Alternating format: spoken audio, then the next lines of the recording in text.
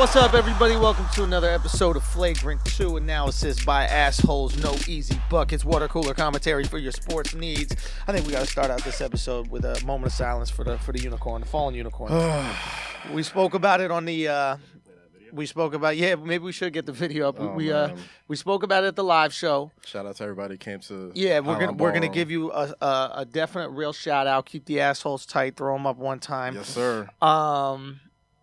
But this is a throwback. You know, obviously the people that are listening, we're going to do a little narration.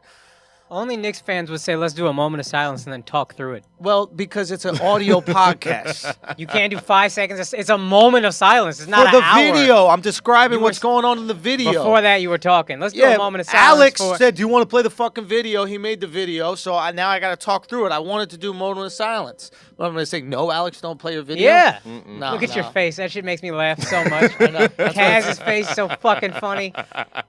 I was going through real depression. Fuck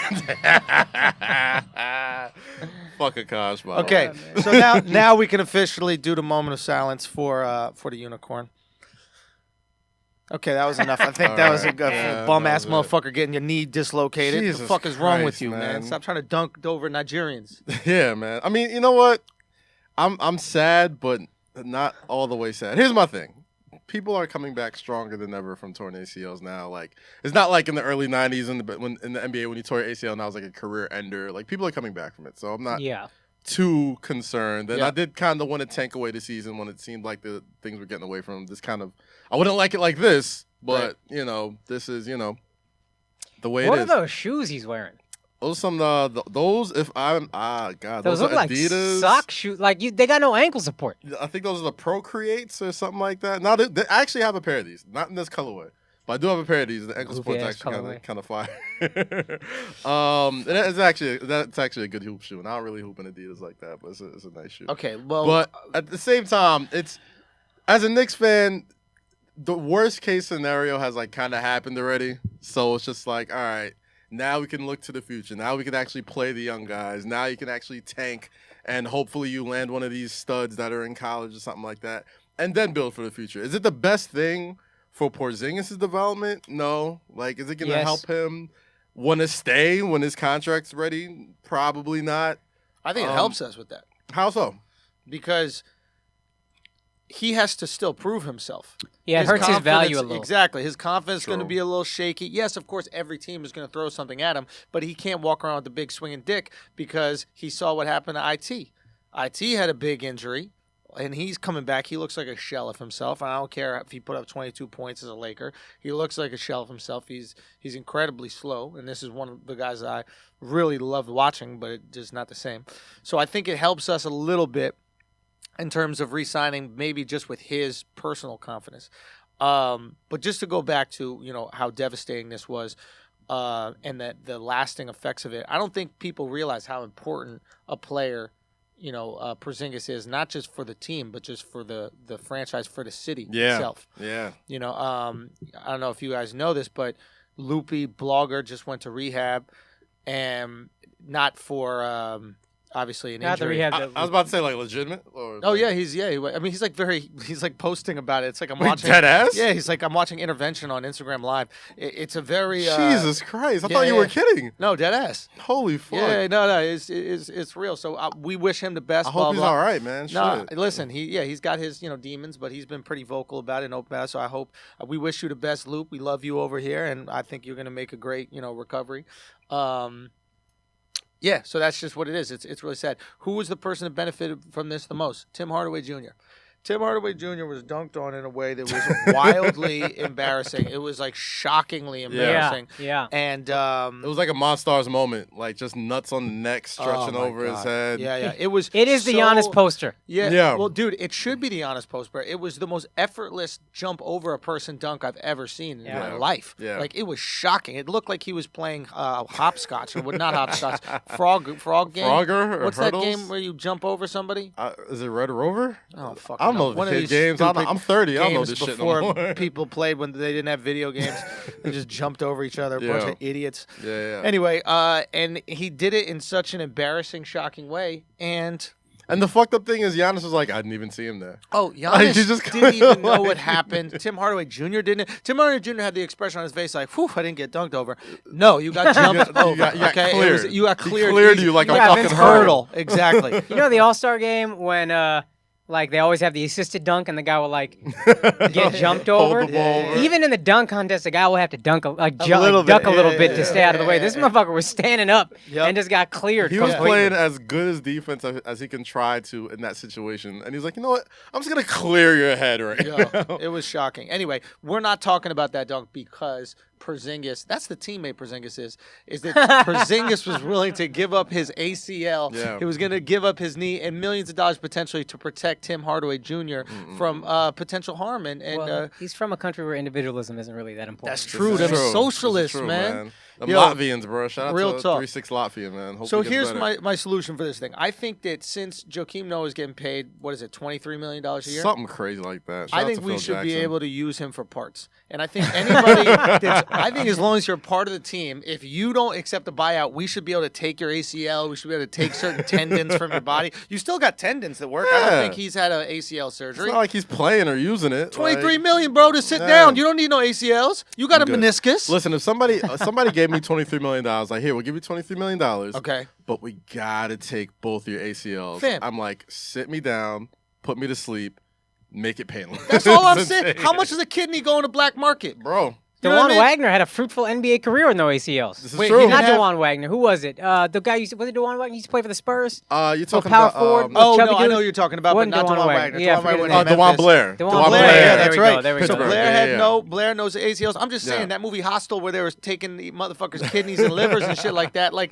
they were charging what, maybe 10, 15 grand. Facts. That's not 10, 15 grand. Listen, I'm a grown man, dog. This guy's making $23 million to keep both of his ACLs he's not even using for us. Shit gets spooky for me. My kidneys is going on the black market tonight. Facts. Let's go. Ass, bro. Both kidneys, huh? I'm a pure baby. Plug it out. Both of them, bro. I'm like, listen, man, times is hard, I'll just drink bro. water. Fuck, I need a processed beer for. Fuck all that shit. Fuck all that shit. But yeah, it's sad, bro. It's sad. And it feels like a lot of people are getting injured. This is like this Team LeBron curse for the All-Star game. So it's like, you know, Porzingis hurt, DeMarcus Cousins hurt. Who else got dinged up? John Wall, All-Star teammates. His real teammates weren't even doing that well for a long time. And he got them the fuck out of here. But we know what it really is. It's the Adidas curse. What is it? Oh man, I know it's hard for us to say, but Adidas hasn't paid us any money yet, so we're gonna be objective. And we gotta Adidas give players are going down. B. We gotta give credit. This was a theory brought to us. By a guy, we said defend your shitty take, and most of the takes were shitty. Oh, so bad. But somebody from Chicago, I forgot his name, but he said, "What about the Adidas curse?" Adidas curse, I think, is great. So here, let's look at the Adidas athletes that have gone down. Yeah. Porzingis, John Wall, Derrick Rose, Derrick Rose. Derrick Rose is always out. And then we go to other sports. We have there's a bunch of other people. Aaron Rodgers. Oh, Aaron. Gosh. I mean, just look at that Round Table commercial. Yeah, there was a lot of them. Was what's his face got hurt? Who? Not the soccer guy. I forgot his fucking name. Not Beckham, but the dark skinned guy who was talking to in the commercial. Kobe caught his rape case when he was with Adidas. Oh, that was it. Yeah, that was it. Yeah, Kobe's caught his rape case when he was with Adidas, got rid of Adidas, and then got a great sneaker. Gilbert Arenas also won. Yo, that being said, I don't think any girl would consensually have sex with a guy wearing Kobe Adidas sneakers.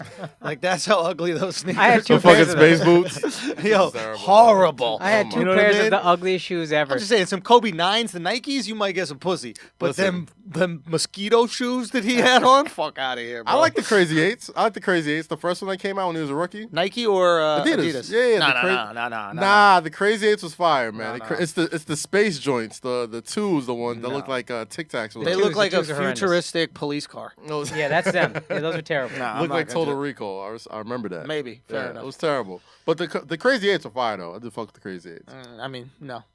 I know you try to hold on to these Crazy 8 purchases. Yo, the Crazy 8s are hard. We make mistakes as kids, bro. You know what I mean? I know you spent your hard-earned money at the pizza shop or whatever. Yeah, Alex, I can get a picture of the Crazy 8s, man. The Crazy 8s were good, man. They're not bad. They're like the one good Kobe kick. They're not great. All right, let's look at it real quick. Let's look at these Crazy 8s. I know Kobe had some strange looking Kobe Adidas Crazy 8. No, these Which ain't ones? it. Them shits right here? No, it's not those. No, those are ones. disgusting. I had 2 pairs of Those are those. disgusting. Boom, these right here. Oh. But if you could, pull Yeah, it up those are right trash, bro. That's Yeah, no, them, these up are top. hard. Nah, those are trash. These are hard. I But like for these. What? But for what? Like, You're what would bugging, you man. do that? First What off, would you do that? these are the 90s, okay? So you can get a few decent fits off with these. I'm just saying, what would you wear with that? Is what I'm trying to say. I could pull something off. You would look like a South Korean breakdancer, female version. I can pull something off with these, man. Nah, bro, that shit is nah. You know what's fucked up when they try to do like what are those right there? The top left. These up here? No, right there. Those. These are, I don't know. Yeah. This looks like some cool runnings. You know what they got to stop Colorway. doing though? For real, they got to stop taking the ugly sneakers that they put out and then guilting people into buying them with Black History Month versions. Okay, because I see Nike doing this. They'll take like a Jordan 2 that nobody wants, right? And they'll be like, how do we get rid of this inventory? Oh, Black History Month. And then black people begrudgingly go to Foot Locker like, all right, fine, motherfucker. Give me the 2s that are gross because I gotta show actually solidarity. really liked a couple of Black History Month sneakers. I felt like I would look weird buying them. That's what I'm saying. Like, I don't want to be. I had a Negro League baseball hat when I was young. I had the grays. I had the... everybody had the yeah, Grays that hat, shit though. was hot, bro. But I was about to ask, Yeah. so the Black History Month cakes, like last year they came out with some fire ones. I don't think I've seen the new Black History Month collection, but like, is it weird for like non-black people to wear like I Black feel a History little Month funny. cakes? I mean, we're already wearing a black guy's shoes. Yeah, I'm Why like, can't we wear? Why can't we just seem a celebrate little all extra. black people with it? I got a Malcolm X hat. As I you never should. wear it. Why don't you wear Because it? it just feels weird. And I put Malcolm X on my Mount Rushmore. Y'all remember? Yeah, I'm a that's big it. fan of Malcolm That's X, but it. I'm like, this is just going to look weird. You can pull it off. You look like an Indian If you were Spike Muslim, Lee you with could do it. You You look look like Indian Spike. You can pull it off, man. That is Akaash. Akaash is Indian Spike Lee. Fuck, bro. That's that. hilarious. Nah, you'll pull it up. Next, yo, for All-Star, you gotta wear the Malcolm X hat. Like, you gotta All bring it right, out. fine. I'll take it to LA. You have my black man cosign to wear the I'm Malcolm not X wearing it hat. anywhere without You'll be you. right next to me. I'm not walking down the street with Andrew wearing Please that, don't especially with his new haircut. Oh, yes. Hell no, Yo, bro. somebody, I'll be right next to you, bro. I just realized that, you know, it's very unfair to be white. There are no haircuts that are not racist, okay? I had a parted haircut before, and people are like, oh, you're all right. Now I buzz my hair. I'm like, you know what, let me do no haircut. Man. Now I'm a fucking KKK. You never seen Gordon Hayward's haircut? What's Gordon? Gordon Hayward has a phenomenal black man haircut, by the way. I thought Gordon Hayward got the white shit I had. Nah, People bro, used to call me Gordon He Hayward. Yeah, got he the got the taper super white fade one. and stuff. That's what these alt-right motherfuckers are doing. Nah, but they do the swoop. He didn't do the swoop. What he did? It was like a fade, low key. Like it was tight. Like it's tight. Get Gordon Hayward up. Get I'm Gordon 100% Hayward's hair, sure bro. he had the Yeah, same in the fucking meantime, haircut as me. Just type Gordon Hayward hair and just see like the fade. Like he's got a black barber. Son. Like he has one of those things that's like, yo, you absolutely have a black barber. That Or like a pulls Russian Jewish barber. Yeah, Those not- are, look, like son, boom, right here, that's clean. what are you talking about? There's no comb over. Not, What do you not think? There, not there. That looks like Andrew's cut. This is Bro. my exact cut, fam. What are you talking not about? your just a exact harder cut. single fade This on one. here? the sides. Every here? single one is my exact cut. These fades, you weren't getting no fades. I was bro. getting fades You were back in not the day. I getting the started that fade You were shit. not getting the different level of the clippers. I on this was. shit. Trust me, Was bro. it 2-blade or 1-blade? Son, first of all, my guy's a stylist. He's not a barber. My motherfucker's a stylist. He does that shit with a comb and scissors, bro. He ain't out here buzzing. Listen, that is a clean fade. You see How how can you it say goes it's not, in? Can you from- bring up an alt-right tiki torch motherfucker and show that this is, you put a tiki torch in that guy's hands, you know exactly what meeting he going to. Nah, bro. You see that If guy Andrew with had that khakis cut, if and a Andrew tiki had torch. that cut, people would say, all right. Exactly. I You don't say know, what you man. want. You like Gordon, so you're This- like, I'm gonna- you know what? I fade. never thought the Nah. old haircut was all right. This one is not This all one- right. this one is but a it's little all right. Son, it's a little buzz. suspect. Listen, if I grow my hair long, I'm a tranny. If I cut it like this, then I'm all right. If I buzz it short, then there's some racist. Maybe y'all just think white people are racist. Maybe. That's a possibility. What about that crazy idea? I'm gonna bring you to my barber. I'm gonna bring you to my barber. When you grow it out, I'm gonna gonna look get you the ridiculous. fly. Don't I'm gonna do get you that. the fly Gordon Hayward cut. He Son, can now listen. Gordon listen. Hayward got This the same idea, fucking haircut as me. This idea that black barbers can cut any hair. I used to go to the black barber shop and ask for scissors, and the look of horror that would come over the they're barber's frightened. face. Yeah. He would have to go to the back. And he'd just be like, I could buzz it to make it look like scissors. I was like, all right, we'll give it a shot. I That think- shit looked like it got clippers. I think that? I got the idea, man. It's the beard, bro. You gotta grow it in. He can't. Listen, You I gotta grow can't. it in, I'm not bro. built like that. What you mean you're not built like that? My facial hair don't grow, man. Yo. You gotta eat a lot of processed foods. Drink a lot of. I went to public school in New York, okay? I've been eating bologna since I was 6 years old. I still don't grow facial hair. It's just not meant to be. Listen, I've eaten plenty of pussy, okay? Trust me. Too much, according to my Too Jamaican much. friends. Yeah, Yo, The funniest comment on Andrew's hair, though, somebody said he looked like G.I. Jane, and that shit killed me. G.I. Jane was good. Rose McGowan was good. I look like I should be, what is it? I'm going to be in Philadelphia, too. Alex said I look like Nico from, what is it? Grand Theft Auto. Now, there was some bars. They roasted me up real nice. It was actually one of my favorite things about the new haircut is the Instagram roasting that I received. Yeah, definitely. It was fun. Whatever. Doesn't matter. Point is, it's tough for white people. It is. And you know what? If haircuts is where it gets tough for you guys, then I think, we're all leaving. All I'm saying is I hear a lot of crying about, we're being labeled because of our haircuts. Oh, when I have dreads, I'm being labeled. When I have this, I'm being labeled. And the second I get a haircut, all of a sudden I'm racist. I'm just saying, here's the thing. Keep the same energy. Here's the thing. I'm keeping the same energy. Not you. I'm keeping the same energy. I don't trust black people with dreads. No, Yo, black people have very, very little privilege that we can get away with, and one of our privileges, waves. We're allowed to appropriate other people's culture. We're allowed to do that. Like we're allowed to like you can see a black woman wearing like a kimono or wearing like Asian stuff. Or Tyler the Creator. Tyler the Creator and number white Justin Timberlake. Those are the exact same thing. Black Justin Timberlake. It's not right, but they did the same thing. I mean, the white people would, Nah, black folks are allowed to like just we can culture tourists sometimes. Like white folks don't get that same privilege. No, we do it. We just profit off it. You profit off of it, and you get you catch a lot of shit for it. Step it up, black people. Yeah, make some money off this shit. All right, y'all out here wearing kimonos, but you're not selling them for fun. All right, we setting up yoga studios on every other block in New York City. Thank you, Akaash.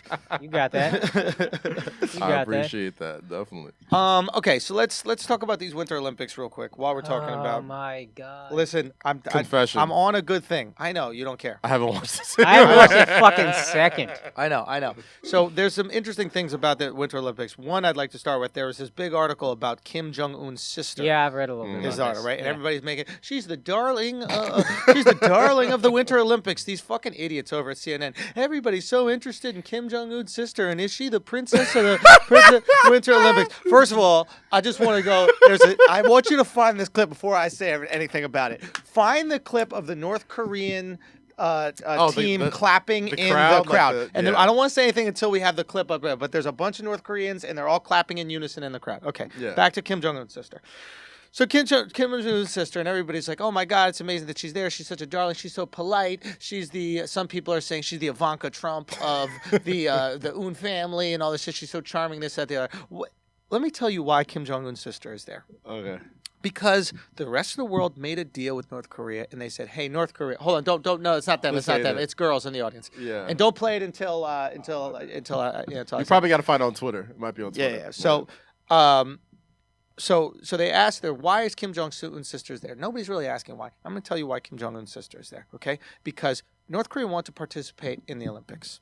And the rest of the world was like, fam, you guys can participate in the Olympics, but we need to make sure that you don't blow everybody up. So you have to give us collateral. You got to give us somebody really important. Yeah. It's just like this one, but another one. Yeah. You got to give somebody, it's from the other angle. You got to give us something really important. This one right there. You got to give us something really important, somebody you won't want to blow up, somebody you won't want to kill, to protect everybody else there at the Olympics, right? All Kim Jong-un's sister is a shield. She is a guaranteed protection that the rest of these athletes will not get destroyed or blown up in a second. Because what better time to attack South Korea when you have all the best athletes in the world? You can kill them all at once if you're Kim Jong-un. So let's get over this. She's the darling of the Olympics. Yeah, no, the Olympics is like, to me, has always, ever since like 9/11 and stuff, like ever since I was younger, like to me, the Olympics has always been like the scariest sporting event. Because you think it's going down? Because if it's any time for it to go down, the Olympics is probably like the time. Like I watch, like Batman, Dark Knight Rises. It's like it's either the Super Bowl, big football game, or the Olympics, where like shit goes down, and shit has gone down at the Olympics before. Yeah. So like every couple of years, I'm like, fuck, it's gonna happen. Like the tension's high, like with Korea and all this type of stuff. And we got a dickhead as a president, and we're just like, fuck, it's going down this year, isn't it? It's going down. So. As stupid as CNN is for, trying to make Kim Jong-un's sister like this, like, I don't know, like this darling Princess of the Olympics. Olympics. This fashion icon and yada, yada, yada.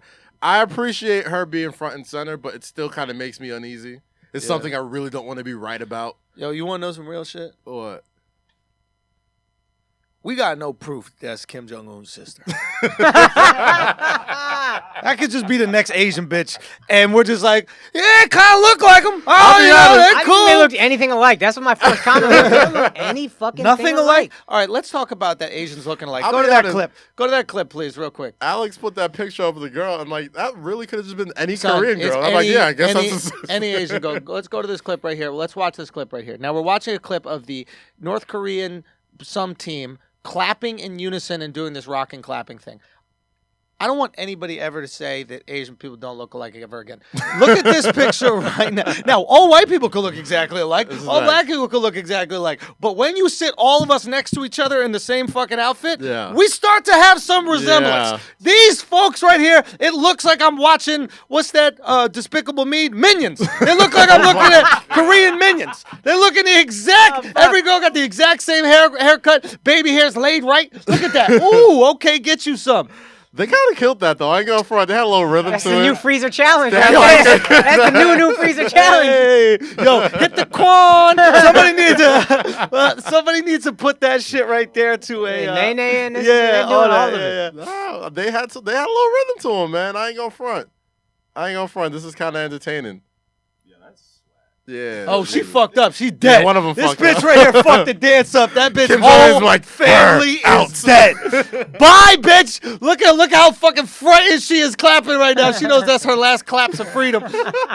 Oh, this chick is gone, bro. Goner. Are the Olympic or the athletes staying in Olympic Village? Yeah. The North Korean I think athletes? So. Yeah. But I think the North Korean athletes are part of the South Korean team. Right. So there's not, I think they're there as one Korean team. Really? Yeah, I don't think it's North Korea or South Korea. I think Gotcha. that they've agreed to like immerse them in both. I don't know. I heard we're getting our ass kicked in the Olympics, no? Nah, come on, son. We the greatest. Nah, I heard like Norway is like smoking us right now. Oh, but Norway is like the most impressive Winter Olympic country in the world because their life. I'm about to say it's winter all the time. Is Winter Olympics. Yeah, you ski in a school, so obviously you're gonna be good at that shit. But it's crazy that they're like 4 million or 8 million people, and they're able to not dominate, but they're like top 5 every year in total medals. Yeah, but they're the whitest people, and winter is white people's time. That's their season. They're white people, but they're like the best of us. Yeah. Them motherfuckers are 6'5". Like Norway is like Wakanda for white people. Yo, it's fucking white Wakanda. Norway is white Wakanda. They got natural minerals and oil, so they're rich as fuck. Yo, Norway's white Wakanda. Oh my god. They're like, yo, not all of your kids don't have iPads. So, and you know what's mad funny is Hitler's over here like, you know what, we need a society of all white people with blonde hair and blue eyes. This is what we have to create. And Norway's just been up there the whole time like, fam. Y'all don't all have we done it. What y'all trying to do? We figured this shit out already. Yeah, no, I'll never go to Norway in my life. No, Norway's the shit. No, I bet it is. You would kill it in Norway. Son, why wouldn't you go? You could say you are any famous black person. You could say you're Michael Jackson. They'd be like, oh my God. Going to Norway is just like going to college in like a liberal arts school. Really? Yeah. If you're not white, you're going to kill it. Yeah. Okay. Yeah, I've been to a few different cities in Norway. It's unbelievably beautiful. The women are stupid beautiful and just cool folks out there. I can imagine, but at the same time, like I just think of like a lot of like old videos of like black people going to like Asian countries and stuff like that, and they just like point. Oh yeah, no, they'd be horrified. Can I touch your skin? Don't go to India. I'll tell you that right now. I'll tell you right now. A little much. Don't go to India. Norway, they'll love you. India, no. Norway, they will love you. India, white people, a lot of things are going to be said about you. Yeah, white people are a little bit more dishonest and like fake polite than like Asians. Like Asians don't have that.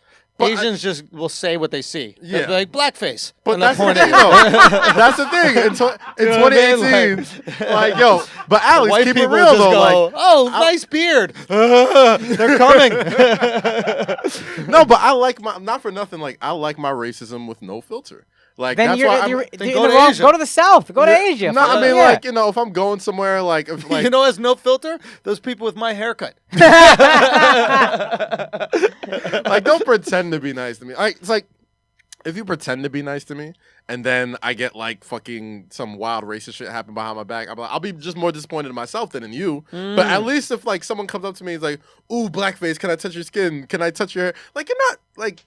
doing anything to harm me. You just never seen someone like me before. Yeah. So it's like, okay, I get that. But I also think you will be like a celebrity in Norway, Germany. Yeah. Well, shit. Any of these super white countries. Let me get on Skip Alex Lag right single. now. Alex single, and Alex is probably trying to holler at these white girls. I think you make a good point, which is you want to hear it. You want to hear it. Just give it to me, bro. Honest. Give me my racism with no filter, bro. And this is what this is. How do I say it? I feel like you got to be. I don't want. This is gonna sound weird, but you got to be a little bit racist for me to know you're not racist. Yeah, I've said the exact same thing. You know what I mean? I feel like I've said that for a while. Racist is a strong word. I think there has to be a little. I'm saying to be provocative, but like more the idea is like. Everyone for example, has some smidge of prejudice. I'll have opinions and I'll say jokes that are like racially triggering, right? And then people will go, see, he's some undercover shit. He's undercover racist. Now listen, if I was undercover, you wouldn't say shit. I wouldn't say shit. That's why I knew. That's how you know. That's how I know Andrew wasn't racist. And that's exactly That's exactly what I said. Because I'm not trying to hide nothing. Yeah. I'm showing you my cards. I'm so comfortable I could joke around about this. I'm the safest person that you should trust. Yeah. Right? It's the person that is completely. It's like, we can't even have a conversation about exactly. This. It's like all those. I don't notice race is that motherfuckers are racist. I don't notice race racist, and that's exactly why I said I knew you weren't racist because you would make fun of Indians to me very quickly, like before we met. No, but 3 meetings in, you had no problem with the joke, and I was like, all right, cool, I trust him. Yeah, he gets it. I think that's definitely a comedian thing. And they also wouldn't be what kind of joke. If it's like a really hacky, if you're just doing the fucking Quickie Mart accent to me, then I'm like, all right, you're probably not racist, but you're really excited to have an Indian friend, so you can do this. But yours were like clever enough jokes about Indian girls with sideburns or whatever, and I'd be like, listen, you got to know a few Indians to know our girls got sideburns. Yo, side note about I have a bone to pick about not your people, but Pakistanis, right? Let's talk about it. I've been waiting.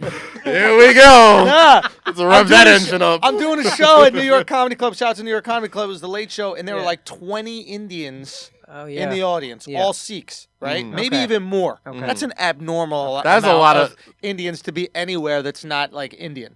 You know what I mean? Like you never see that many Indians in one place at one time if it's not a wedding or some sort of like Indian function. Gotcha. Right? They try to fight you? No, but that's so. Yeah, your opinions on the. I thought there's Punjabis that you thought Punjabis, were. Punjabis are Sikhs are all Punjabi. Every Sikh is Punjabi, but pretty not much, every Punjabi. I've is never Sikh. met one that's not. Gotcha. Okay. Okay. So, so for those people who don't know, the Sikhs are the men wear turbans, and not all of them, but these are the guys who wear turbans. You never cut your hair, yeah. Right. Okay. You never cut your hair. There's a bunch of different things. Anyway, so. They were being like trash. The audience, they're just kind of being trash. They were like, they're acting like we were in their fucking living room, like they weren't really getting on board or anything like that, whatever. But I gave them the benefit of the doubt, and I didn't acknowledge them as Indians or point it out or anything like that. I was like, I'm just going to treat this audience as you're all just a bunch of people. I'm going to treat you as an equal, right? And just kind of like guys said something and they got quiet, and then they were just kind of like having their own conversations, had to talk, whatever like that. So like about 10 minutes in. I acknowledge that they're Indian, right? And then I go, no, I have some joke about, I go, how do you guys think about the Aziz thing, right? And they're like, oh, yeah, it's sad or something like that. I was like, stop playing. You know he's Muslim. Y'all don't care, right? And there's a moment where they take a beat, and then they start laughing. They're like, kind of true. I go, y'all know Indians are the most racist motherfuckers, right? And I go, you guys are Sikh, right? And obviously I talked to Akaash, and I've spoken to people, so I've learned a lot about Indian culture. And I'm like, yes, you Sikh, the warriors, the warrior culture. Historically, I think Sikhs would protect the royal family. Yeah. They protected everybody. Or protected everybody, right? If you see an in-shape Indian, he's probably Sikh Punjabi. Probably, Sikh. Sorry, Sikh. I pronounced Sikh, but Sikh. So then I was like, yeah, you guys are warriors. I was like, that's why you got that little silver bracelet. It used to be a sheath that would be on your forearm to protect from like sword swinging, that kind of shit. And I say this little stuff, and immediately they go, wow, he knows some stuff, right? And automatically they start to laugh at the joke. Now they're into whatever I'm saying, and then I stop it. And I was like, you know what fucking bullshit this is? All I had to do is jerk you off for 2 minutes, and now you love me. I go, that's why Trump is president. I go, he just found the right people to jerk off. He goes, who needs to be jerked? In the beginning of this show, interrupting, not talking, completely uninterested. I sucked your dick for a little bit, and now exactly. He literally had this is real. Hey, that's real. Who needs it? Because middle America felt largely ignored. And 6, most people are race. A lot of 6 catch racism because people think they're Muslim. They don't even understand what a Sikh is a thing. So when someone knew that much, I didn't even know some of that stuff. And they're like, oh my God, finally. That's how middle American white people felt. That's what all the media has been telling them is white people have it easy. You don't have a hard life. They're climbing out of a fucking coal mine, coughing up black smoke, and they're like, "This guy finally gives a fuck about us." That's Trump. So, and you know what? On some level, I do understand. There's part of me that's like, I don't ever want to like be a panderer to an audience. You know, like Akaash and I talk about this ad nauseum, which is like we want to challenge an audience and push an audience. But on some level, I think I do understand what you're saying. Here are these people that probably saw a white guy on stage, and they're like, "Oh, he probably thinks we're all this thing that we're not." And then all of a sudden, I know a bunch of things about their culture, so they're naturally going to gravitate towards me. The performer in me, who literally treats an audience all as equals when I go up there, was a little bit resentful. Because I tried my best to treat you equally, but in order to get the laughs, I had to. Because you couldn't judge me objectively, and you want me to judge you objectively. Maybe that's it. Yeah. Anyway, isn't it ironic? Isn't it? Don't you think? You're singing Atlanta's more That's a little too ironic. It's like really went to Seattle, boy. You was out there with these pasty white bitches. Let's on go. On a red day. Yes, that's it's my a free shit. Ride that you just can't take. What's the next shit? But who would? No, we're not gonna. It figures. Right. We all know the words. Why we pretend like we don't know the words to white shit? Nah, we know that shit. Yo, there's some white songs that slap, bro. Man. Traffic jam when you already late. You win the lottery and then you die the next day. She was spitting bars, dog. Yo, we gotta remix that shit to a trap beat. Real talk, that was slap, bro. Alanis Morissette was talking that shit on that record. Was it Alanis Morissette? It was Alanis Morissette. Yeah, nah, she was talking shit. I fucked with it. It's like, hey, on your what day? Listen, you speed that up and put Quavo on that record. That's a number 1 record, bro. We need to do it. Somebody call me. Brian Nolan, give me a call, dog. Let's make that happen. We need to make that happen immediately. Bro. Absolutely. Let's do it, shit.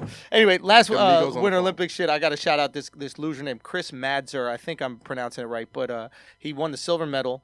America's usually trash at these kind of luge, bobsled sports, and that kind of stuff, but he taught me how to do the luge. I did a thing for MTV years back where I went to Lake Placid where these guys train.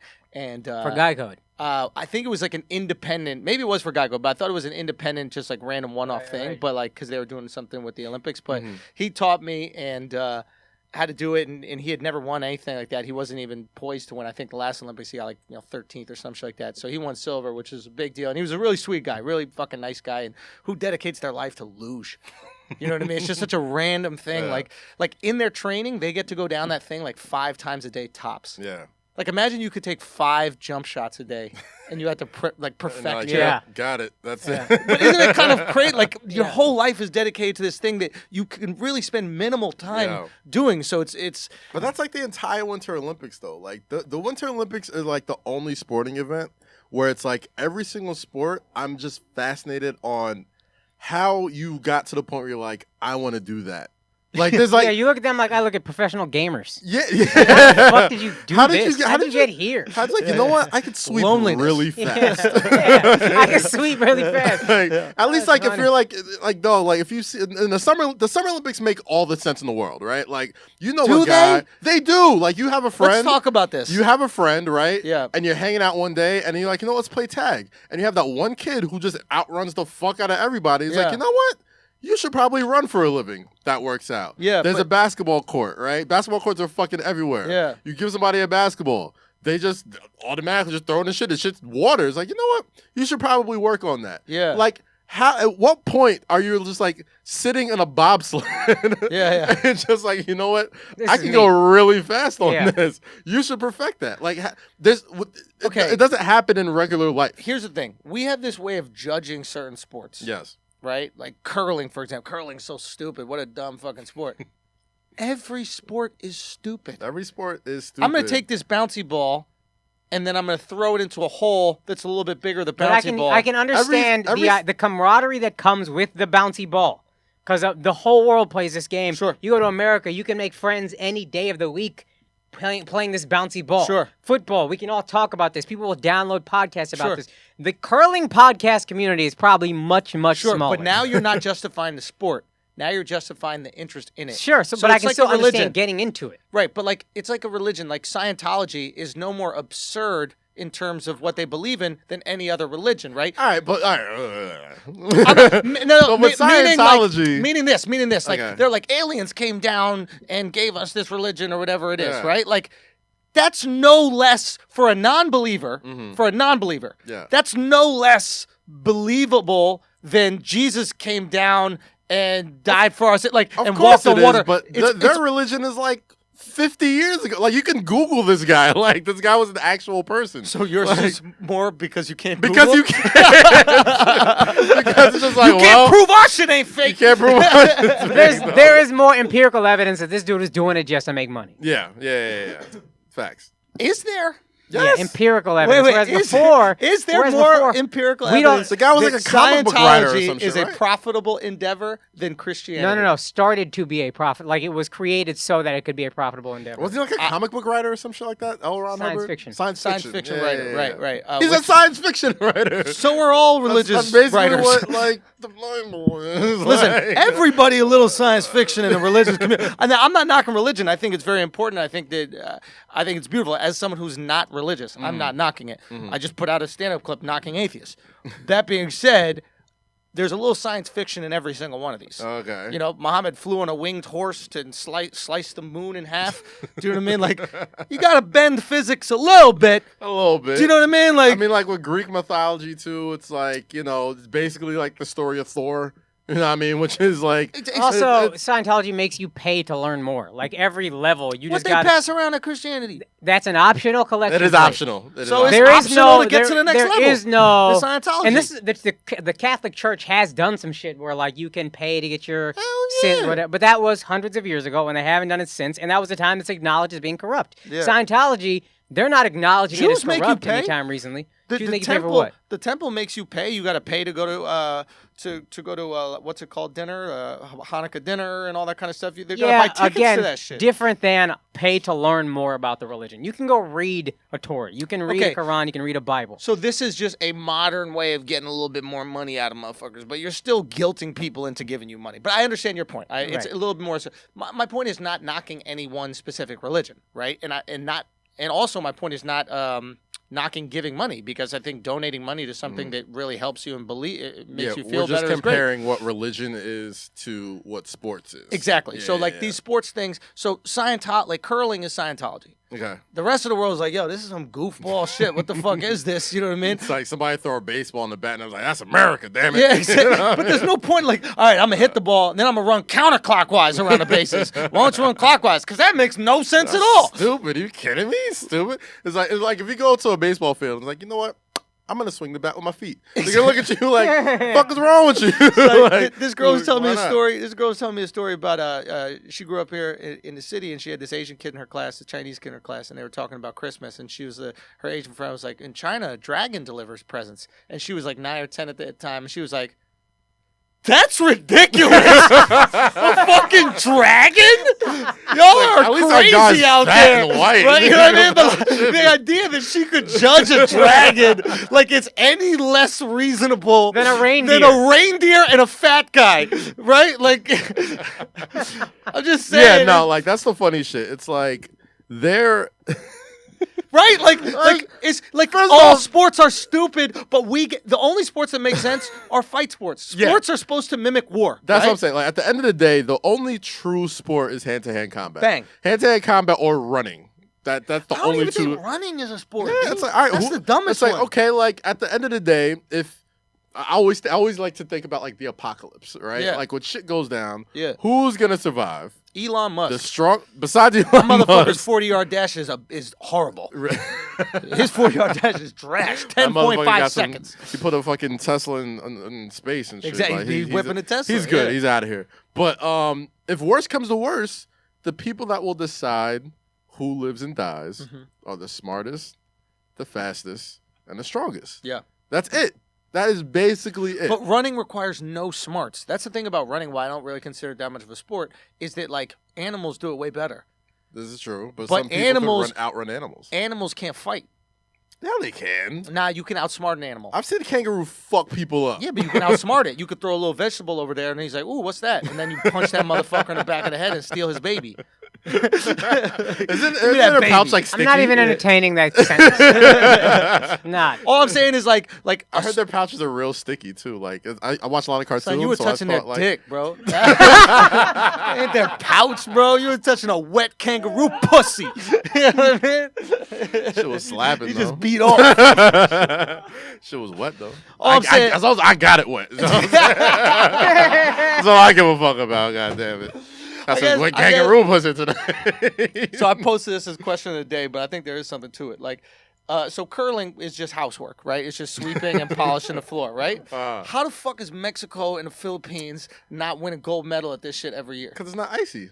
Neither is the Jamaican bobsled team. Yeah, but They didn't get him. That's why they made a movie because it was like, holy shit, The it's a bobsled Jamaican crashed. bobsled team. I'm Mexico. That's the first thing I'm doing. I'm gonna make a movie about curling. I was about to and say take we that could do it bitch right over. here, bro. Fam. We could do it right here. Can Make they- the Mexican cool runnings. All I'm saying- Just make it fucking. They're just curling and Yo, shit. real talk, And they sweep it away. They like recruit them from like all like the dirtiest houses and like Exactly, the bro. biggest homes and shit. That's it. And then it's just Whatever like, girls yo. are cleaning up the frat house, you know what I mean? You getting beer stains out the floor and like, clean that's up red fucking cups. amazing. How Yo, did you you- got to. Canada wins gold every year, right? And which I think on some level, you know how Canada likes to talk about how progressive they are Yeah. and how forward thinking they are, and it's like your women are still the best at housework. Do you know what I mean? Like, what are you gonna say about that, Trudeau? You get an award every year by how womanly your women are.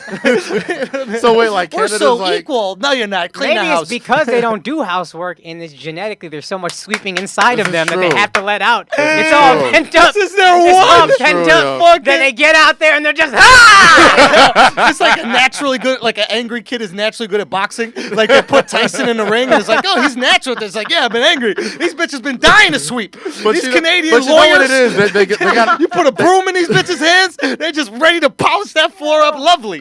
now Oh, fuck. all I'm picturing is like a fucking Rocky montage with like somebody's trying to like Dun. convince like this Canadian Dun, woman to sweep. dun, It was like, dun. you have to tap into it. It's like, I don't know if I can, and yada yada yada. And then they just like fucking unleash like Mike Tyson when he finally gets angry for the first time and knocks a love motherfucker out. I fucking love They it. sweep the shit out that floor and Oh, they win the love it. gold. I want to be every a year. coach. The women of the team are like, listen, I don't think we don't care what you think. All right, don't women's think. opinions are valued out here. You gonna sweep and make that ice clean. Well, we vote. You ain't voting don't get no when it vote. comes to curling. Curling. Yo, curling is that Oh, throwback. man. Real talk. I ain't man. gonna front though. Curling is hella exciting. Like for as much shit as we talk about it. You haven't watched any of the Olympics. What are you talking No, about? I didn't watch these Olympics, but I have watched curling. Motherfucker, listen to before. Alanis Morissette and whacking off the female curling. You know damn well he watching the Winter Olympics. Kaz warming up for his white woman, fam. Kaz warming up for his white woman. Did It's you watch coming. the slalom tonight, Rebecca? Oh man, it was exhilarating the way they were. You went to Seattle and you saw the light. Literally. Literally, the lights. Seattle was great. God damn it! It's all. You had enough.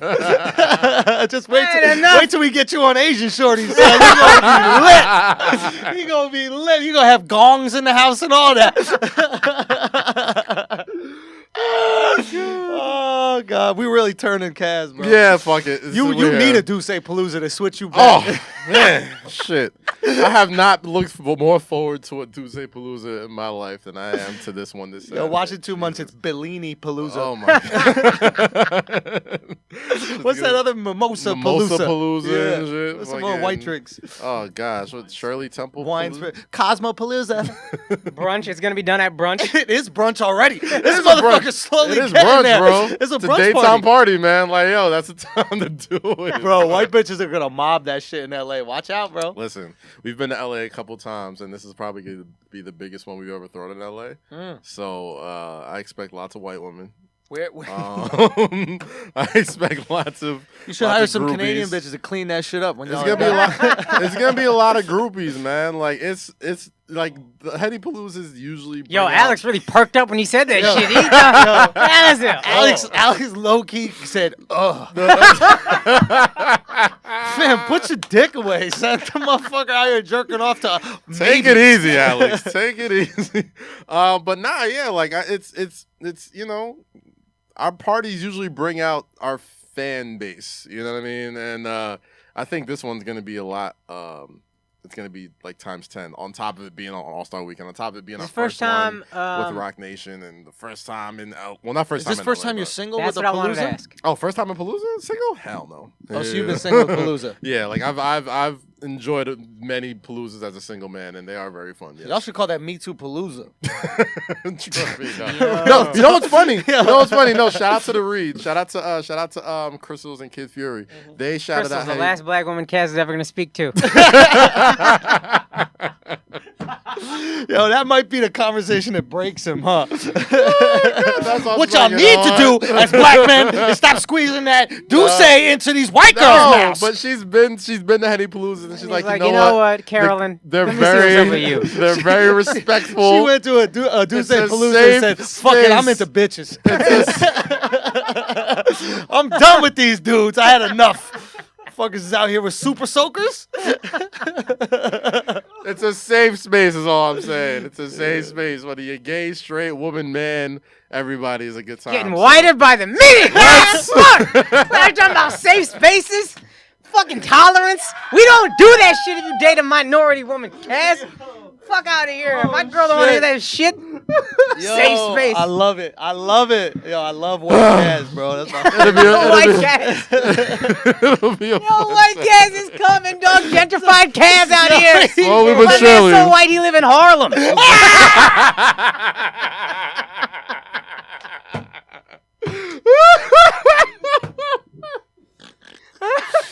Oh, Jesus Christ. I hate all of you. Yo, Harlem is mad white. It is white as hell. I go, mad white, yo. And I live in like the whitest part of Harlem, too. It's like right on 125th. It is surprising when you meet a black person that lives in Harlem. You're like, bro, you must have been here. Like, wow, you must be from the Renaissance, though. Man, yo, you walk out of Amy Roof's or like fucking what you call it? Was it Sophie's? Not Sophie's. I'm bugging. Sylvia's. Shit, you walk out of Sylvia's. You be a black person walk out of Sylvia's, and a white person looks at you like, damn, you must be doing really good at life. Like, I look at him like, it's crazy. How'd you make it? Like, you know how some birds used to be pterodactyls? That's how I look at black people that stayed in Harlem. Like, how did you adapt to this? What did you have to do? Really clip your wings for this, huh? Y'all are the Native Americans that just became Mexican. But y'all just stayed in California like, no, we Californian now. This works perfect. I think everything's perfect. The rest of Native Americans, like, we're natives. This is our land. We saw what happened to them. Harlem is like. I think we like America. Everything's cool with America. Yeah, I think it's good. Yo, deadass. Harlem is like every casino now, bro. Like every casino has like maybe like 3 actual Native Americans and like 50 million fucking Mexicans that work there. Oh fuck. And it's crazy, dog. Like, but yeah. Shouts to Harlem, yo. Shout out to Ducepalooza. Get 8 tickets at DucePalooza.com. That's what I said. Oh, there's tickets? Yes, tickets still available. Right. DucePalooza.com. Let's get that. You going to that bitch. I think we're going to pull up. Are we going to go? Should we just make the decision now? Yes, Akaash, yes, and leave your girlfriend at home. Yo, anyway, you are right. Leave that shit. She's in good hands. I'm just saying. Yo. It's a lot to take in at once. It's very. Don't say this, fam. You crazy. I'm saying it's sensory overload. Akaash, why are you trying to ruin 2 relationships? Shit. I'm sorry. Yo, Alex, you cut this whole part out. It's all good. My girl knows I'm pathetically faithful. Yo, it is so funny how faithful Akaash is. It is true. Yo, I remember one time, I've tried to make this into a bit, but I can't. This isn't about faithful. But I remember one time, when I get mad, I get like fucking crazy mad. And one time I was talking to my girl and very serious, and I was like, listen, you know, no matter how mad I get, like I would never lay a hand on you, right? And she was like, "Oh yeah, I know." I was like, "Bitch, what's so funny, bitch? That's not fun. That's not hilarious." Did you like swallow up? Like, what you mean? She was like, "Yeah, what sure." What are you talking about? The fucking hilarious idea that I would hit you. You got to move furniture. I'm sorry, bro. If she look at you like that, you got to move furniture. Bitch laughed at me. I was like, "Bitch, this shit ain't funny." You start throwing around your sofa and shit like that. She's just sitting there like, "Oh, nice to know I don't need to help you next time you have to move some of these things." It's good information to know. Let me know when you're finished with your tantrum. Oh, fuck. Oh, shit. Goddamn. Well, speaking of LA, All-Star Weekend's this weekend. No, so we're going to go? Let's just go. Fuck I it. think we're going. I'm definitely going to be there. I mean, listen, you guys are all saying you want to go, so let's fucking go. Let's fucking go. All right, we're going to drag you, Akaash. Yeah, man. We're going to drag you. So we're going to go, man. Dragging you to sunny California. Word up. We're going to be out there. So if you see us, throw them fucking assholes up and keep them tight, man. If you're going to be at these All-Star events, we're just going to pull up. We're going to do it how we do. So do we talk All-Star? Do we got picks on? Real quick, I want to, let's talk about. Do we talk? I mean, we there's so got much shit. There was There's a so huge much trade shit. deadline. Okay. Yeah, I the want trade to deadline acknowledge was that. crazy. I did not think we were going to talk about the Winter Olympics for 45 minutes. Son, we make anything interesting. That's all I'm True. trying to say. That's true. This is proof. So let's talk trade deadline first. Okay.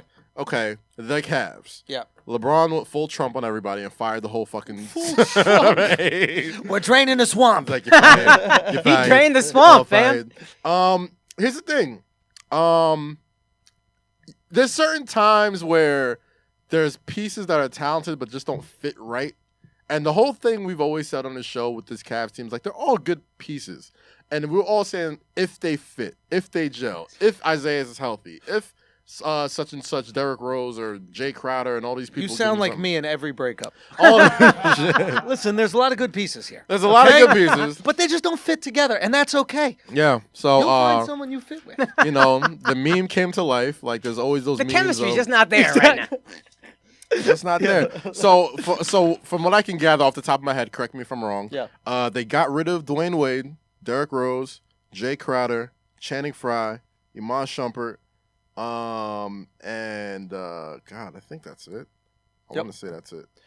And in return, they got George Hill, Rodney Hood, Jordan Clarkson, Larry Nance, and I think that's it. So my boy Skylar, shout out to Skylar Gisando. Yeah. He's in a film that I did with him, The Feast of the Seven Fishes, and just a great kid.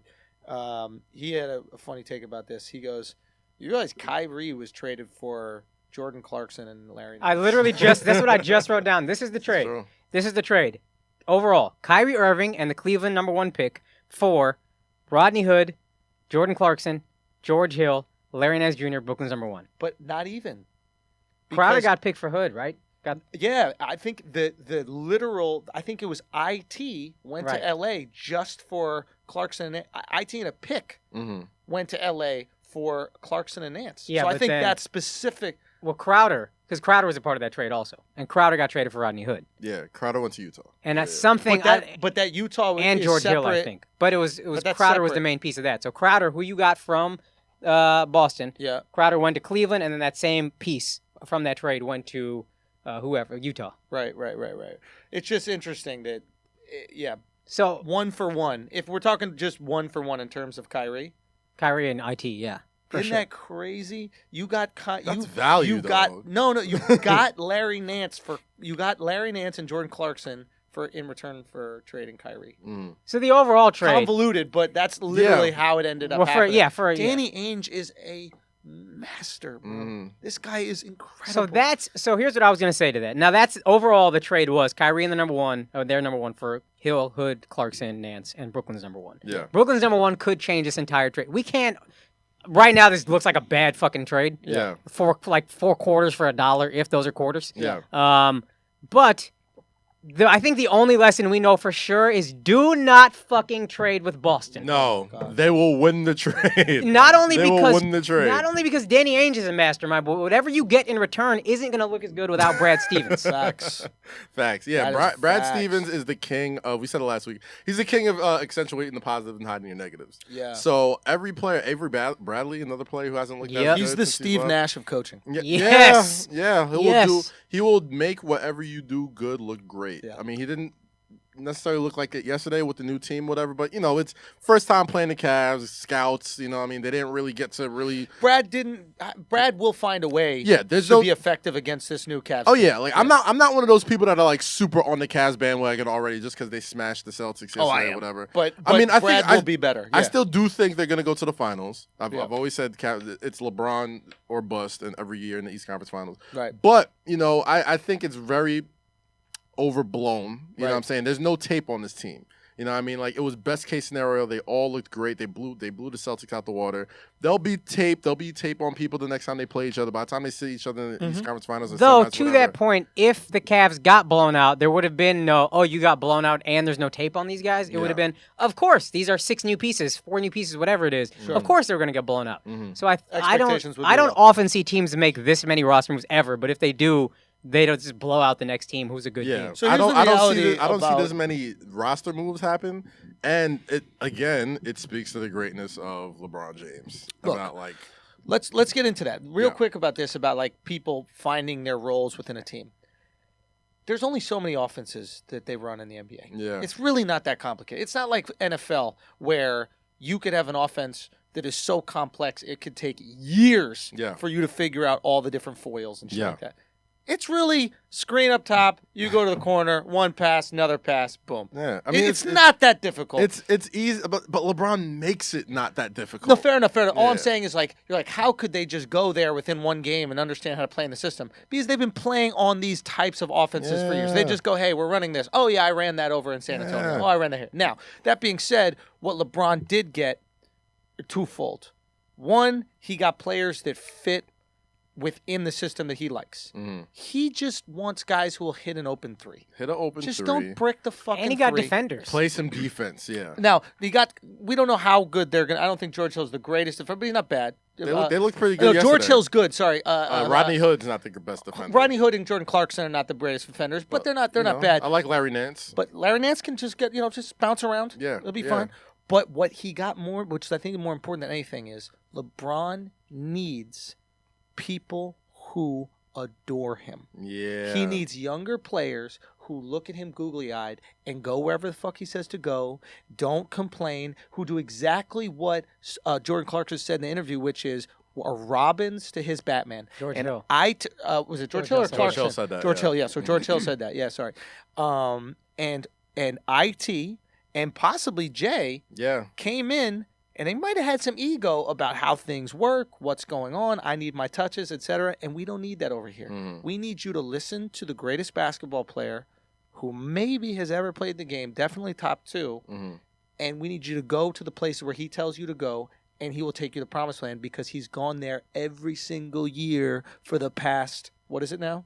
7 years. This will be 8. If he makes the finals, it'll be 8 straight years of LeBron. So I don't even need you to offer your opinion on anything. Shut the fuck up.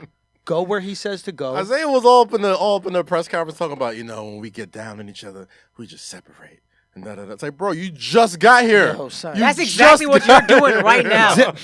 Y'all just started losing. Yeah. You just got here. Yeah. Like, you just started playing. And you already away from everybody else calling out the team. It's like everybody goes to you for a quote after the game because they know you're going to talk some shit. It's not everyone else. Maybe it's you, bro. Yep. Maybe it's you. And anytime a little guy can hoop with big dudes, that's going to make me want to root for you. Yeah. But man, and then to he take did those himself shots, no favors, bro. Take those shots from LA. Yeah. Now I got my powers back or whatever. He did himself no favors. It's like, you ever been dating a girl and then within like a few dates, she makes a big deal about something little. Yeah. Like you guys get in a fight before you're even. It's the red flag. It's like if you you've been in big fights with your girl before. Yeah, but it's your girl. But it's a girl. We're talking about a girl you've been on 2 dates with, and all of a sudden she makes us think about something. And you're like, you're doing this now? Yeah, for sure. Oh, you are a problem. Yeah, for sure. And I think LeBron picked that up pretty quick. Facts. He was like, yo, you are problems. I think the Cavs, this trade is big for a number of reasons. reasons. One, I'm pretty sure LeBron stays now. That's one. That's really interesting. Hot take from Kev. I'm pretty sure LeBron stays now. We do need to play back at some point all your LeBron predictions because you have always said gun to your head you think he stays, but you've also predicted retirement. I'm predicting retirement, the Spurs, and the Rockets. He's covering all his bases, bro. Yeah, but after this trade, as it stands on February 12th, 2018, I think LeBron stays for the simple fact that I was watching a lot of takes about the whole New England Patriots thing. I think this guy Lane Johnson from the Eagles was talking about how it's a fear mongering it's franchise. Not fun, it's fear. It's not fun, it's fear, right? Yep.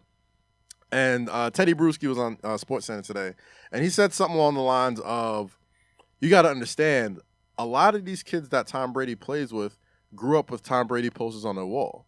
Grew up like idolizing Bill Belichick, you know what I mean? Like, so they come in and they're like, yes, sir, no, sir, Mr. Brady, sir.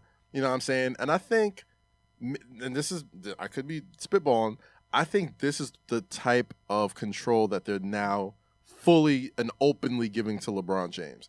Every single person on this team, I'm positive had a LeBron James poster on their wall. Like these guys are, Jordan Clarkson, super young. Larry Nance, super young. Yep. Rodney Hood, super young. George Hill's like maybe he might fuck with Bron. Yeah, even Kevin Love was in high school when LeBron was pro. Yeah, like, but not by that long. But at the same time, they've won titles together. The respect is there. Kev knows what time it is. Kev goes where Bron tells him to go, and he plays the part. Yeah. Exactly, and I think now they're starting to see what works best with LeBron James. And LeBron right now needs runners, shooters, and defenders. That's it. That is it. Same the way Tom Brady needs defenders, running backs, and tight ends.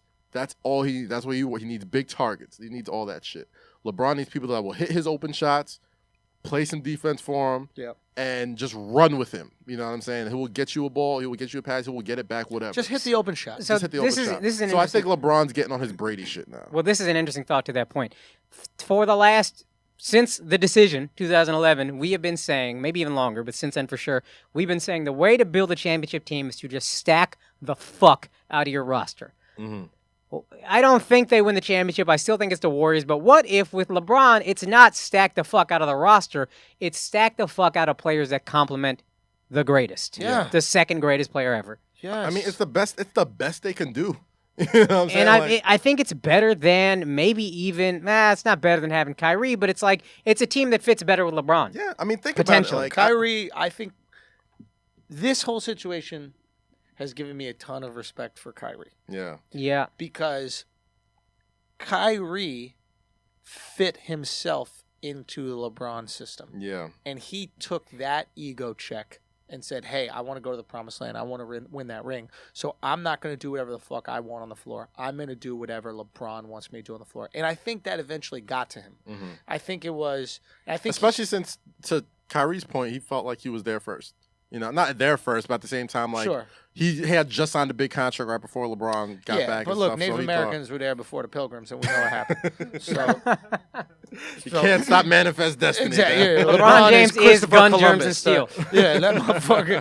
LeBron James is smallpox. I mean, everybody out of here. So, but I think to his credit, he was able to check his own ego for a certain amount of time, and then I think he outgrew the situation he was in. Now LeBron has guys that will check their own ego. Yeah. Yeah. And IT could not do that. Yeah. And surprisingly, maybe Jay Crowder couldn't. I can't even fathom how that's a possibility. Shout out to Brad Stevens, dog, because he had that motherfucker believing in himself. Really, he believed himself to Utah. Yeah, bro. You know what I mean? Yeah, relax. Just do that. I mean, to Akash's point, he felt the way to a championship is, you make your super team. You stack your teams up. You get as much things as you can. But it's starting to look like, especially in the Eastern Conference, that's probably not the best way to do it. And not for nothing, it's the only way he can do it now. Like, there's no... Facts. He tried going after the big names. He tried getting, the big signings or, getting, like, the Paul Georges and, like, Anthony Davis and all that type of stuff. Like, maybe this is the way to do it. Maybe this is the way to, give... I still don't think they beat the Warriors. Let me be perfectly clear. That's fair. I still don't think they beat the Warriors. I still do think they get back to the finals. I think this team can defend the Warriors better than way better. Yeah. Because they also got, what's his name, Jetty Osman or whatever? Yeah. He's a tall, lanky 3-and-D guy. Mm-hmm. And he's going to play D and give energy and be a good role player. And, I still don't think they're good enough, but I think this team is better equipped to defend the Warriors. So, I guess you just, if you're them, you hope to God that Houston wears down the Warriors. Maybe somebody gets injured in that series. Maybe something bad happens. That's why you play the games, man, because you just never know. You never know. You can't just concede before. Can this team beat Houston? Dog, I don't believe in Houston like that, man. I still don't.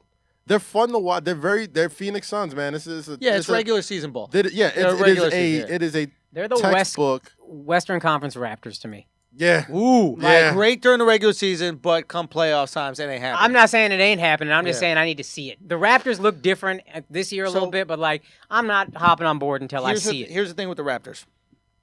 The Raptors never get the opposing team's best effort. Yeah.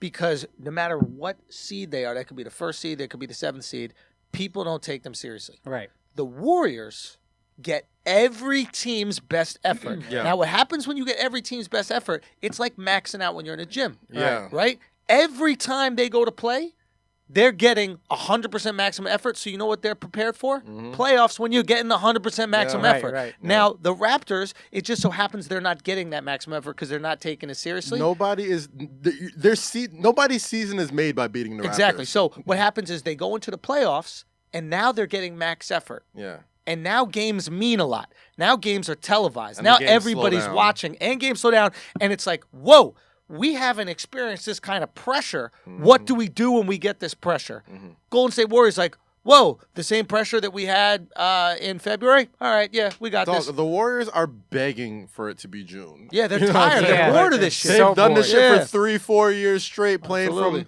the beginning of October into June, well into June. It's like when Usain Bolt loses the national championship race. He doesn't give a fuck. He's just trying to get to the Olympics. Yeah, exactly. It's like, okay, let's go. Am I qualified? Let's make it happen. Yeah, bro.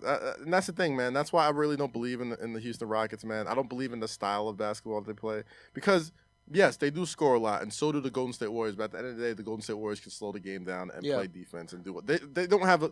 There's not a weakness to the Warriors to me. Like your one weakness is maybe injury, or maybe you have they're not really great interior. They don't have really great interior defense, but nobody plays so good offensively. Yeah, you can't bully them. That used to be the strategy against the Warriors. There's no Shaq in the NBA. Right. There's no every big man wants to play like Anthony Davis or Boogie Cousins and play outside and stuff.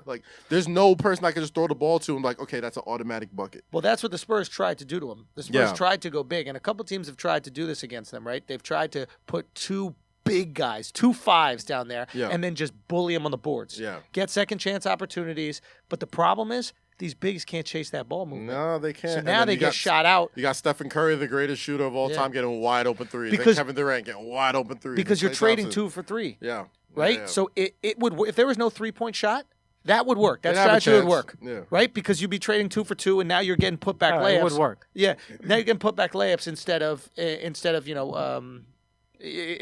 long twos is what they're shooting. Yeah. But they're getting 3 for every one of your 2-point putbacks. And they're shooting those 3s at the same clip that you're shooting mid-range. It just... mathematically, you can't do it against them. You have to go small ball. You have to shoot them out the gym. What makes it all work is Draymond. Yeah. Because your system, if you had a big who could play inside, get every one of their bigs in foul trouble, then you start fucking with things, the ball starts moving a little better, whatever.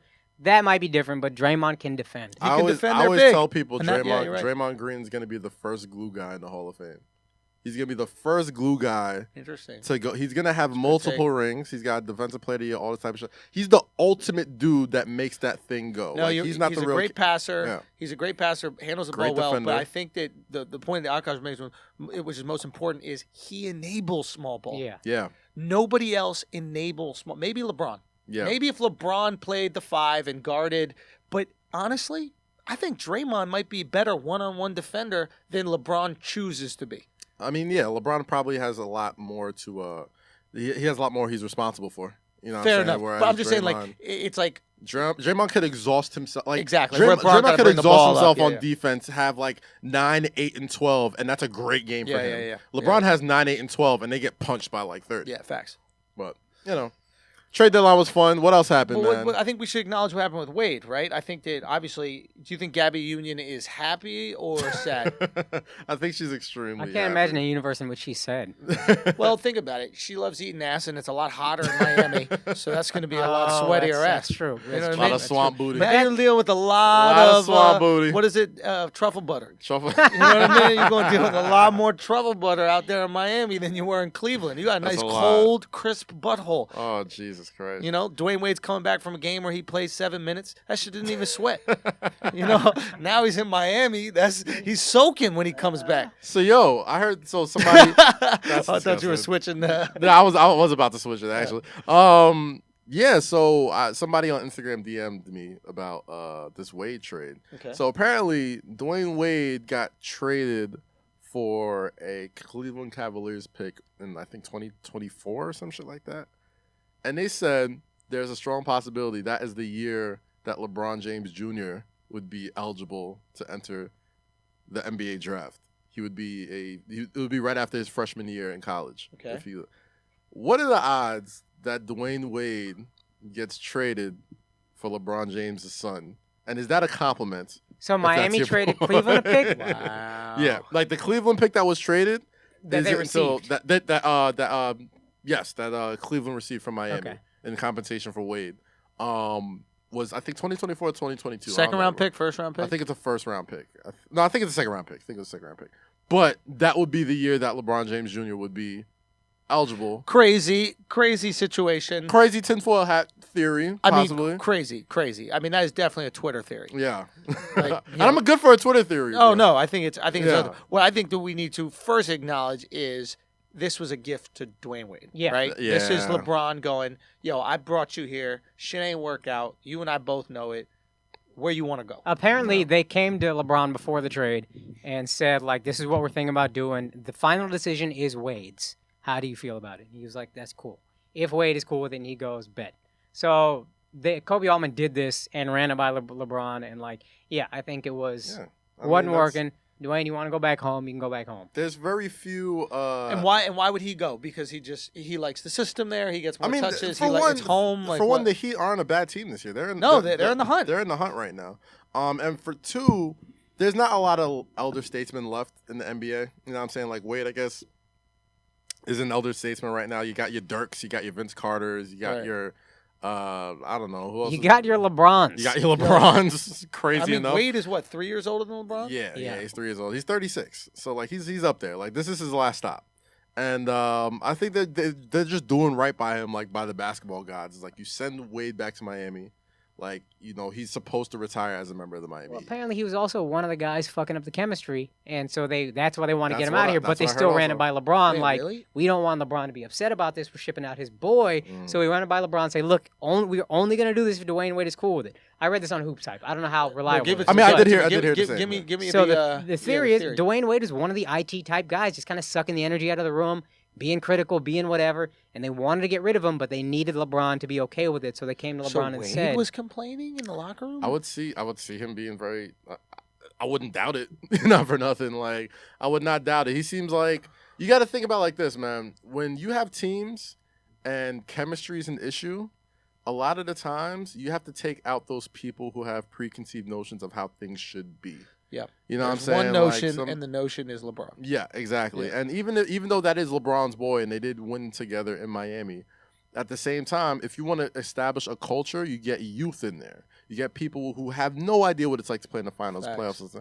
And, like, sometimes that youthful ignorance could work out in your favor.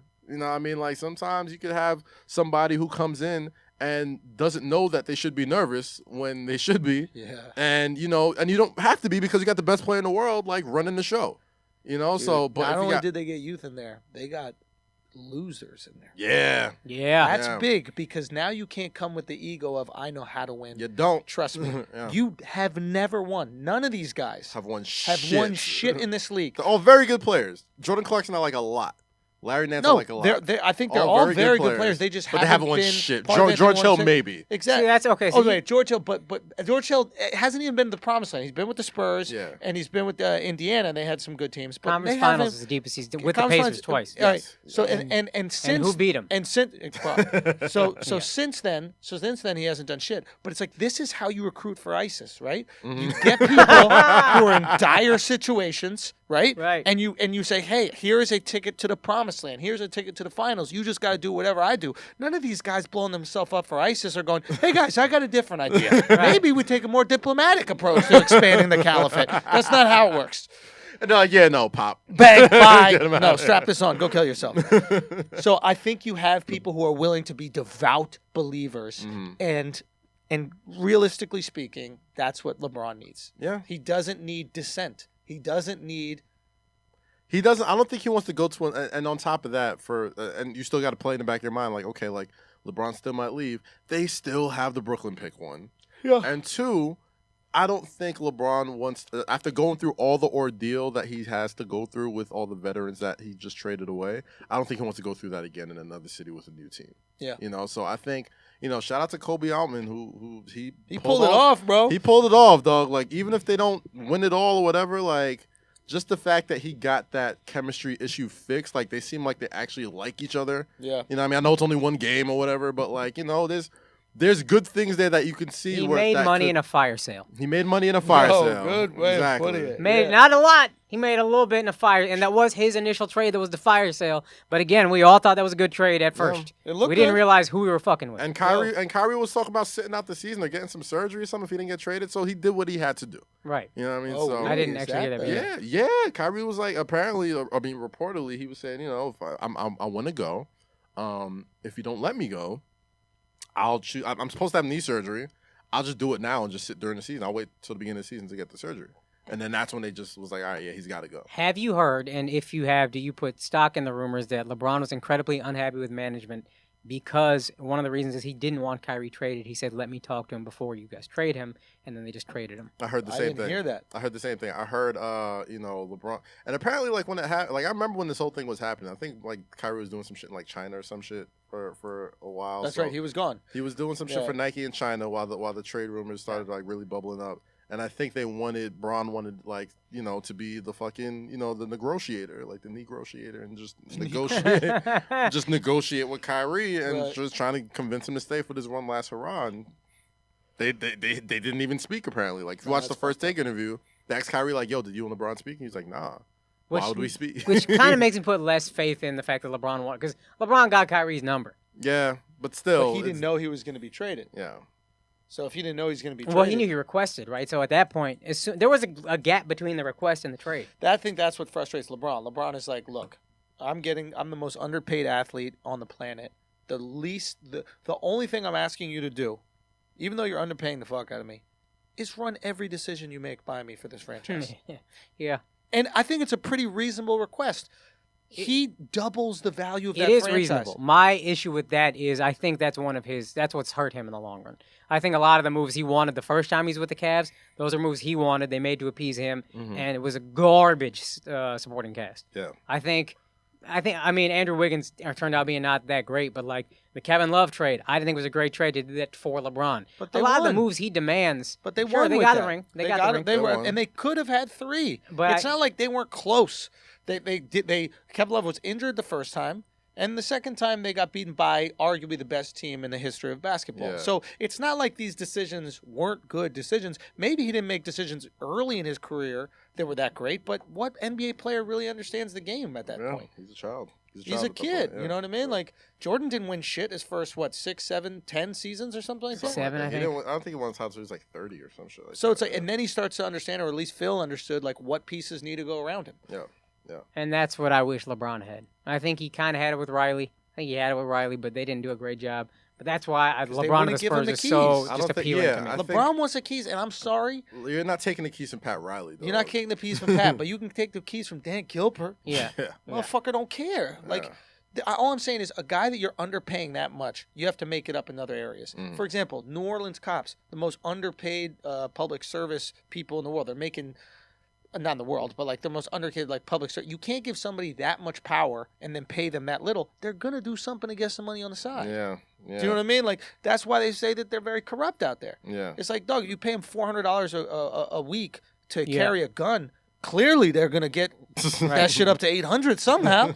You know what I mean? So it's like if you're underpaying somebody that much, and you truly are. I don't want to compare New Orleans cops to LeBron James by any means. My point is like you're gonna have to give him or them, like New Orleans cops, for example. If you know you can't pay him that much, allow them to be security guards at bars or something at night. Yeah. You got to do something, because if you limit what they can make, they're gonna make it illegally. And just like LeBron, it's like if you limit what he can make for this team, that he's making billions of dollars in terms of like equity worth.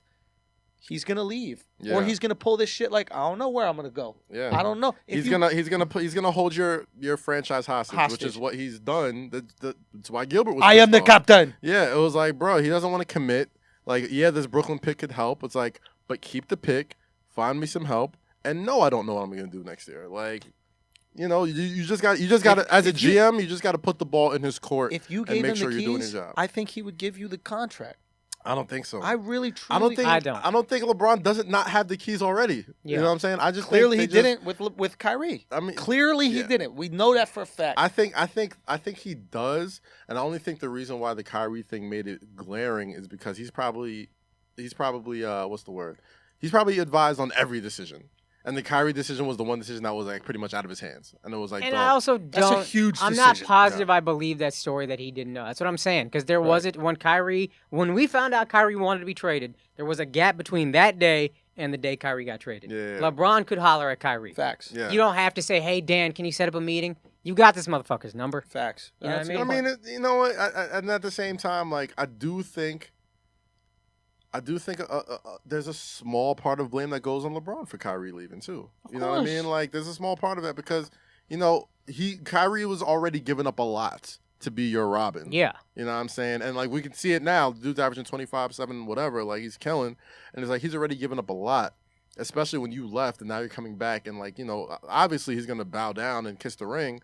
But maybe the motherfucker don't want to kiss the ring all the time anymore. Like maybe you need to relinquish some of that power. Maybe you're the one getting up there in age, though. Let him choose the restaurant. Yeah, I'm trying. You know what I mean? You choosing the restaurant every single away game where the team's going to Mastros every night, bro. You know shit. Yeah, let him choose every once in a while. Start bringing him involved. Yo, Alex just sent me a text. This is random that we actually get the information while we're still recording. It was good. But LeVar Ball is saying that Lonzo won't re-sign with the Lakers. I did read this. Unless the Lakers sign his two brothers. You know I'm Team LeVar Ball. I've been Team LeVar since day one. Shit. Motherfucker, we got to sign LiAngelo. LeVar, I can't rock with this one, dog. I cannot rock with this one, bro. Nah, man. Like, I love the Ball family. I love what they do. I love what they stand for. You are all that type of shit. Gonna tell a bunch of white billionaires or Jordan what the fuck to do with their roster. Like, and at the same time, you're putting Lonzo in such a fucked up position. It's not even the All-Star break. He has to answer free agent questions in his rookie year, and he's still hurt. He hasn't even played yet. He hasn't played in a couple weeks. They're playing well. And they're playing well without him. Like, nah, bro. Now is not the time. Now is not the time to do that, dog. Like, they just got Isaiah Thomas. He's looking good out there. Don't make it hard for Don't make it hard for that kid. That's what I'm saying. This has been my beef with LeVar. I don't think it's about his kids. I don't. If you are a good father's not going to say, hey, I demand my sons all be on the same team. Good father's going to be like, hey, man, work hard. Yeah. It will work out. I'm not saying he's not a good father. I'm not saying he's a bad father. I'm saying this isn't all for his kids. He's got to slow his roll. He don't believe in LiAngelo or LaMelo. That's all this says to me. He's using Lonzo. He's holding Lonzo hostage. He's like, yo. He understands that all the leverage is dangling Lonzo. He's dangling a carrot in front of the horse. And this horse don't need carrots. You know what I'm saying? This horse eats something completely different. If he truly believed in LaMelo and LiAngelo, he would just go, well, they're going to be the first picks, and they're going to go to whoever first pick team and make their millions of dollars. I think this is him going, these guys aren't getting signed. Yeah. Fuck. They know they're not.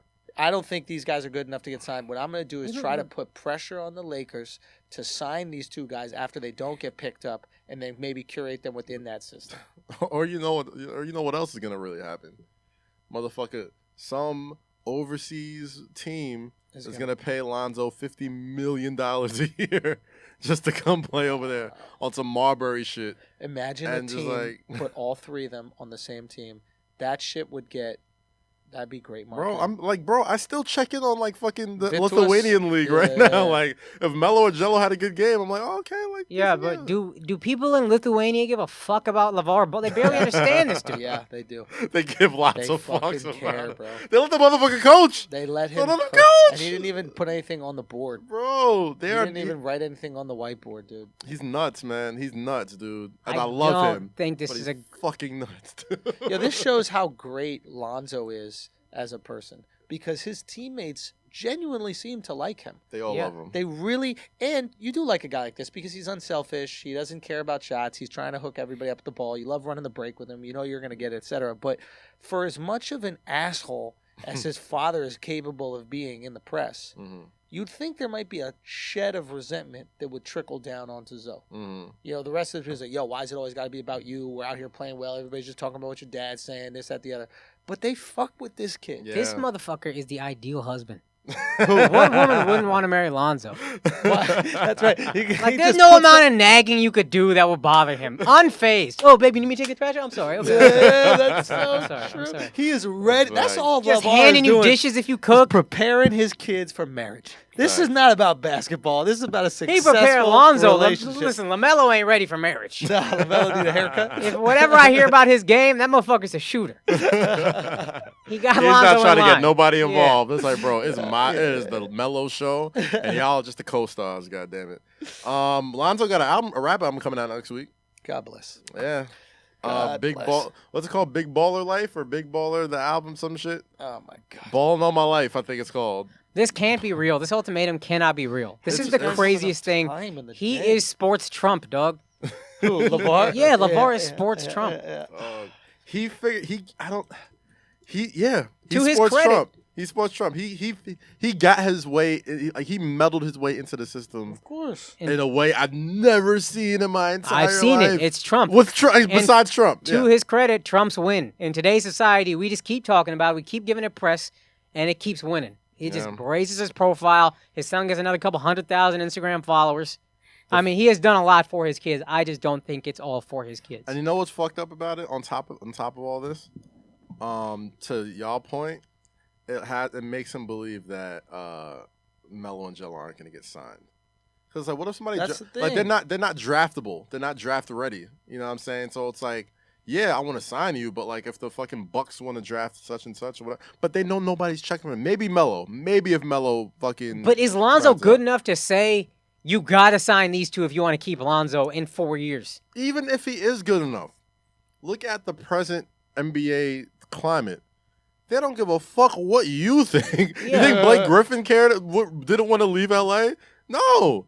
They sent them. I was like, all right. And Blake Griffin actually did some shit for them. True. You know what I mean? That was a max player. He was a max. They just signed him to a max this year. Yeah. This year. And they're like, nah, motherfucker, go enjoy Detroit. Magic Johnson don't give a fuck. Bro. He's not bowing down to nobody. Unless Lonzo steps in, I think this could be the straw that breaks the camel's back. Like, Lonzo has to say something about this. He has to. Like, he cannot sit back and he can't continue to let Lavar like do this shit to his team. And I'm not saying that it's fucking up team chemistry or whatever, but at the same time, it's gonna say a lot about Lonzo if he just kind of lets this slide. I don't think he can let this one slide. And if he does, he's kind of a pussy. I mean, he just is so accustomed to his dad saying wild shit and just ignoring it. Yeah, like at some point, he is a defeated husband. Every kid has that one time where you gotta challenge your dad. I don't think he's challenged his dad yet. Never. Like he hasn't checked him. Like everybody's grown up. Yeah, you might get the shit slapped out of you, but you gotta do it. I think Lavar could take him. I think Lavar beats up Lonzo. I think Lavar could go. Almost positive. Lavar could go. Yeah, Lavar's a big dude, dog. Like he's not. He got the dad strength, all that shit. Yeah, man. Lavar could go, fam. He could probably beat up all three of them at the same time. He's probably got like a 19-year winning streak against Lonzo. He's been beating his ass his whole life. No. You don't want to do that shit. Wait for 2 years. Wait for your first deal outside the rookie contract. Facts. That rookie contract deal is not sexy. All right, Ben Simmons said that he doesn't know what an All-Star is anymore. I think he has a legitimate gripe as to not being selected to the All-Star team this year, and it's specifically because the other point guard that was selected, Goran Dragic, statistically had a worse first half of the year than him. Yes. And so I don't understand, and maybe I'm missing something. Maybe it's based on record. Maybe it's based on this is not people voting. I think the people only vote for the 5 starters, right? Yeah, they only vote for the 5 starters. So this is coaches, yeah. but peak season. Yeah, I think they're doing the rookie ice out. The icing. They're going to have him there anyway at the rookie challenge. So they're like, why don't we give this to Goran? They wanted some diversity there. What is diversity or just like, you want to get more people in there, or yada, yada, yada. It's like... Goran isn't a big draw. And what's that's weird the thing. To me like, is business-wise, it's peculiar. Business-wise, it's like, I want to see Ben Simmons in the All-Star game. Like, business-wise, it's better for the All-Star game. Mm-hmm. If Goran was Asian or like Chinese and you have the huge Chinese market, then it'd be a smart move. But he's from a country that's got like 1 million people. Yeah.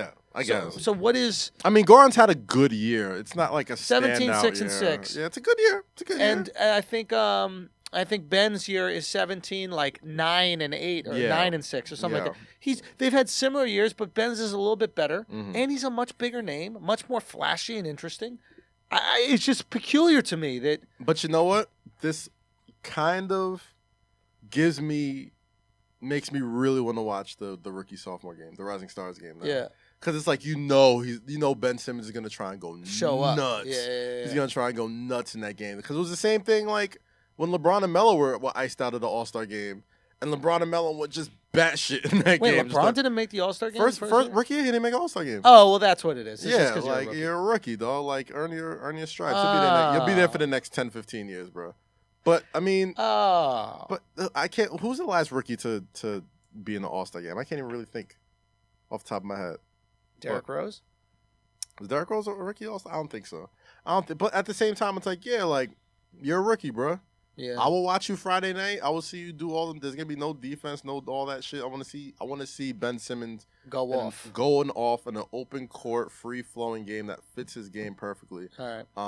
He's got to eat that. You're a rookie, son. All right, take it. Fair enough. All right. So here's a question that I had. Wilt Chamberlain. It has been brought to my attention by my friend Skylar as well that Wilt Chamberlain slept with over 20,000 people, and, to our knowledge, did not get a single one pregnant. You can tell by his goatee he's a liar. You can tell, dog. Now. In the 70s, you didn't get nobody pregnant, no STDs. You're a basketball player. So he's either got the greatest pullout game legendary pullout game, sterile. That's a possibility. Mm-hmm. He could just not work. Or, for whatever reason, these chicks aren't claiming that a famous, successful, and wealthy NBA player is the father of their kid. Yeah, what is... Or, might I say, maybe Wilt Chamberlain was hiding a little secret. Uh-oh. Maybe Wilt Chamberlain did not sleep with 20,000 women. Maybe it was 20,000 people. Maybe it was 20,000 people.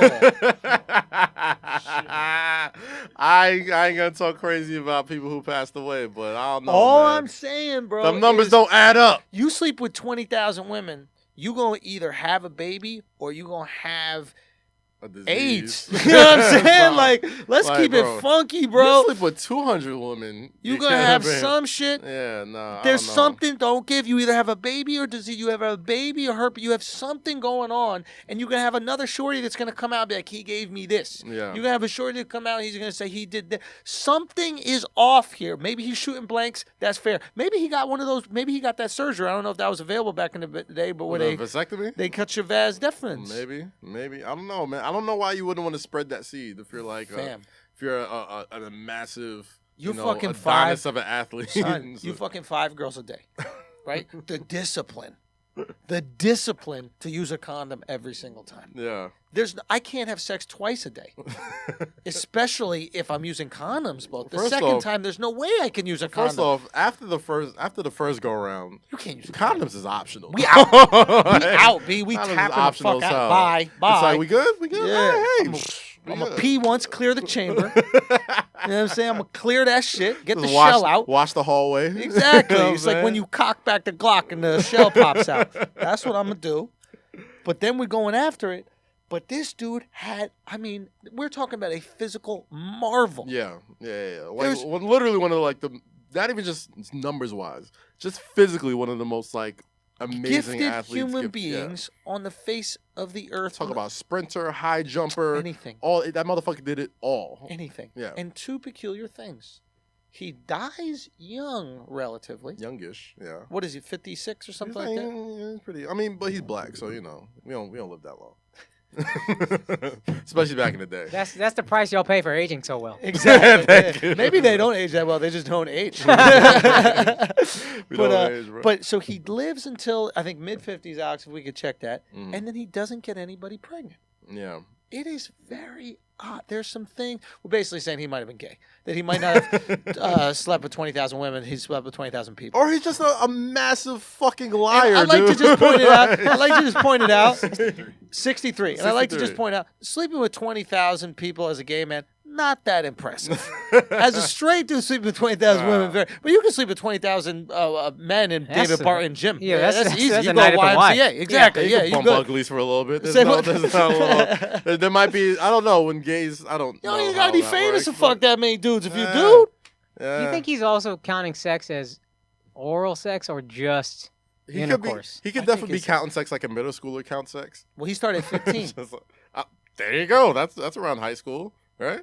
So he's saying he kissed 20,000 women? I don't even think you could, dude. It just don't add up. I'm sorry, bro. Of course it don't add up. So he's either a liar, gay. He's a liar. He's a liar, man. So why is he lying? I don't know, bro. He loved numbers. Apparently, I watched the sports. He did like putting up numbers. Number sports. Yeah, century. He did like putting up numbers. He had an unhealthy obsession with numbers. So like that's why he used to put, I mean, like, granted he was talented or whatever, but like he would keep these stats in his head, like about getting rebounds. Like he would miss shots on purpose just to get a certain amount of rebounds before he'd play a game or whatever, because he was that dominant. He was like, fuck it. That was the way he would keep himself from not being bored and shit. It was that easy. It was that easy for him. That's why when he went, Couldn't you not be bored by thinking about all the times Bill Russell beat your ass? That's what I'm saying, and that's why keep you entertained. That's why Bill Russell came and was like, "Yeah, motherfucker, I'm trying to win. Fuck all these empty stats." Like, that's why Bill Russell used to give him the work. Illa stat about Bill Russell. I know this is only semi-related, but Illa stat about Bill Russell: 14-0 in Game 7s.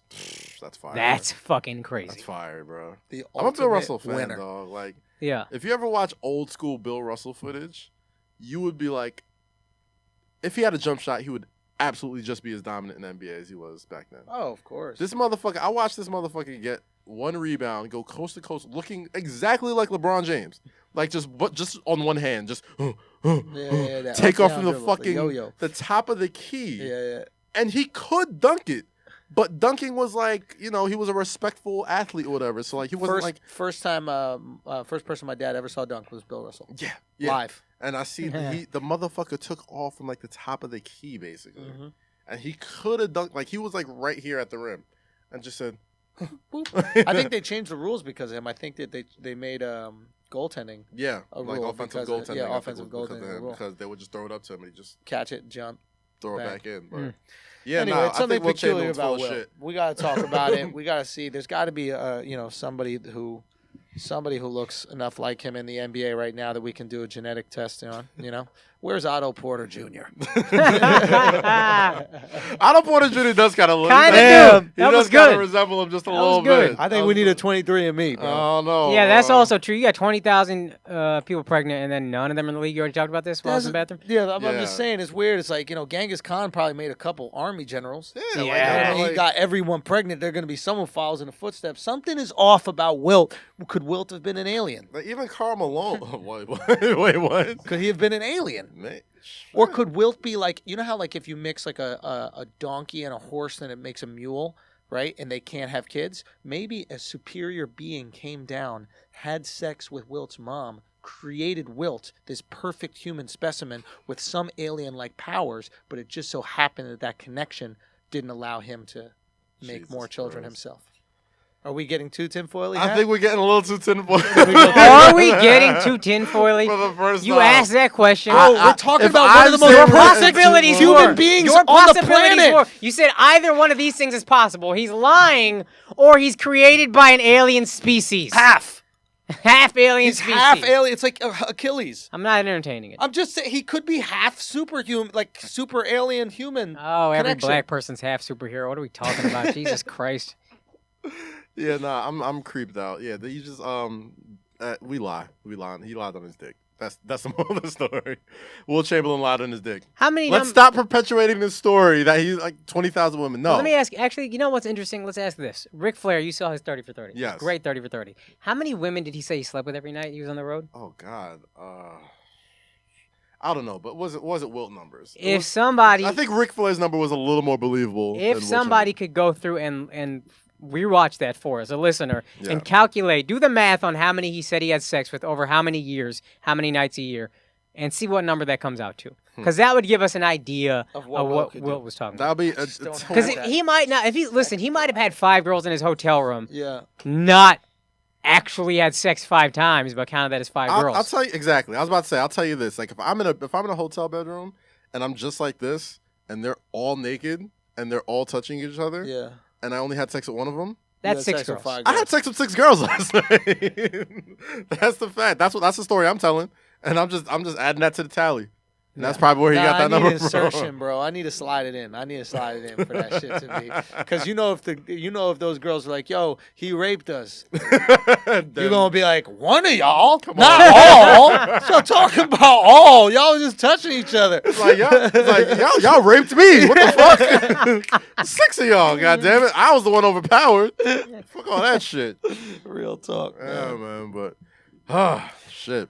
Hey, what else we on, man? We got 2 things we could touch on. We got the Jimmy G cap situation. Yeah. And then we also got that shot at we kind of addressed it, but there's the shot at the Patriots is not fun. They're fear-based and that kind of stuff, which I think makes sense, but I think it's also I think it's an unfair statement because every team is run fear-based. Yeah. There's no team where the players on that team aren't worried about not making it or getting cut. This is the nature of the NFL. There's no guaranteed contracts. Yeah. So every single game could be your last game. So the idea that kids are just going out there and having fun and playing ball, that's not the case. You know who can have fun on the Patriots? Rob Gronkowski. Tom Brady can have tons of fun on the Patriots. Yeah. Like there are certain players that have fun, and then there are certain players that know that they could get clipped. I think your man was just drunk, son. Like he's still off that Super Bowl. Yo, they went in, bro. This is still the saddest fucking thing. I still get sad all the time thinking about it.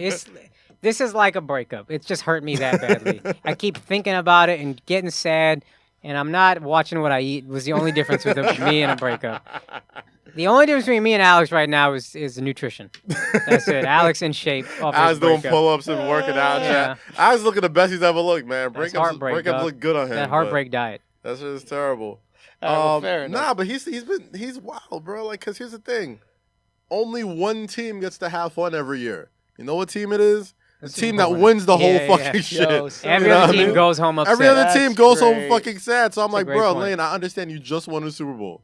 I understand you are happy to win a Super Bowl. You brought the first Super Bowl to the city who's been starving for one. Yeah. You gotta chill, dog. Yeah, There's so many Patriots fans and Patriots teammates that just long for those glory days to go back to to Belichick and win those Super Bowls and just have that easy route to the AFC Championship every year and yada yada yada. Like, dog, you just got here. He's bro. like that one American, like after the Revolutionary War, who was sending letters back to England, like, y'all still paying taxes on tea? Oh, y'all still doing a tax on tea shit? Oh, okay. All right. We cut that shit out over here, dog. Oh, yeah. Y'all got a king and shit? Royalty. Monarchy. You know what? I'll be curious to know. Ask Randy Moss, and this is real. He might not say New England, but what's the most fun he had on any team? Because he didn't win rings with any of them. Right. And I doubt he would say I was constantly afraid with the Patriots, and that was miserable. He was going straight. He was running that seam route every single time. It didn't seem to be a problem. Bro, Randy, and this might have been because he just got elected to the Hall of Fame, but when Randy Moss and Tom Brady saw each other at the Super Bowl, they embraced each other like they only played what, 2 seasons together? They played a few. I thought it was one. Yeah. Nah. Well, they didn't play. He played most. I of guess the season, one though. year Brady was hurt. Right. And then they played the next year again. Yeah, but he looked like, I mean, he didn't embrace fucking Chris Carter like that. He embraced Tom Brady like that was his blood brother. Like, he loved that motherfucker. So it's like... Tom Brady a G, dog. Winning makes everyone happy, dog. I get it. You're happy right now, Lane. Like, you're happy right now. You will not be happy if you would have lost that game. If you would have lost that, if Tom Brady would have took that shit down the field and won the Super Bowl, you'd be like, well, at least we had fun. Like, no, motherfucker. Like, nobody gives a shit. You want to win that Super Bowl. You want to win that trophy. So, relax, my guy. All right, so then let's wrap it up with this Jimmy G Cap thing. That came out the stat that said they pretty much got the same stats, and Cap is out of the league, and Jimmy G just got the biggest contract, I think, of any... Oh, in history. The most guaranteed money. The most guaranteed money in history. And I think the glaring difference in the... in those statistics between Cap and Jimmy was just wins, right? Losses. Yeah, he won games. I mean, all that matters is if you win. You know, Tebow is able to maintain some sort of, team in the NFL. I still believe in Tim Tebow because his team's won. You just got to win and that's really what it comes down to. And it just it's the most important quarterback stat. And I promise you this. And look at Blake Bortles. Blake Bortles was able to stay on a team because they were getting wins, and we know that he was trash. Kaepernick was putting up numbers that were good numbers, but they lost. If he won, guess who's on a team? Yeah. If he also went 5-0 in starts like Jimmy G did, guess who's calling up Kaepernick? Everybody. I mean, I don't.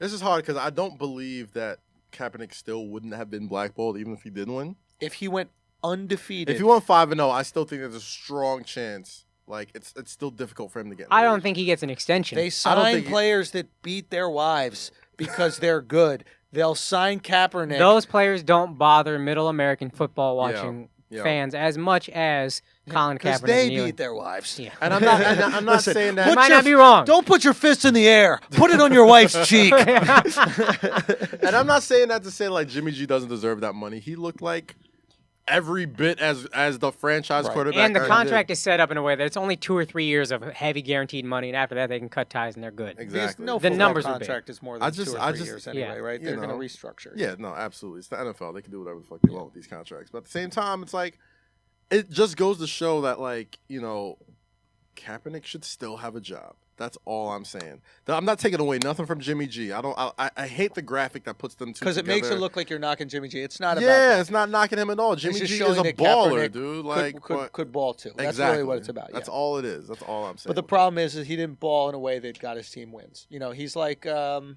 He's like I'm trying to think of an NBA comparison of somebody who puts up impressive statistics but on a shitty team. Oh gosh, you forgot about Melo already?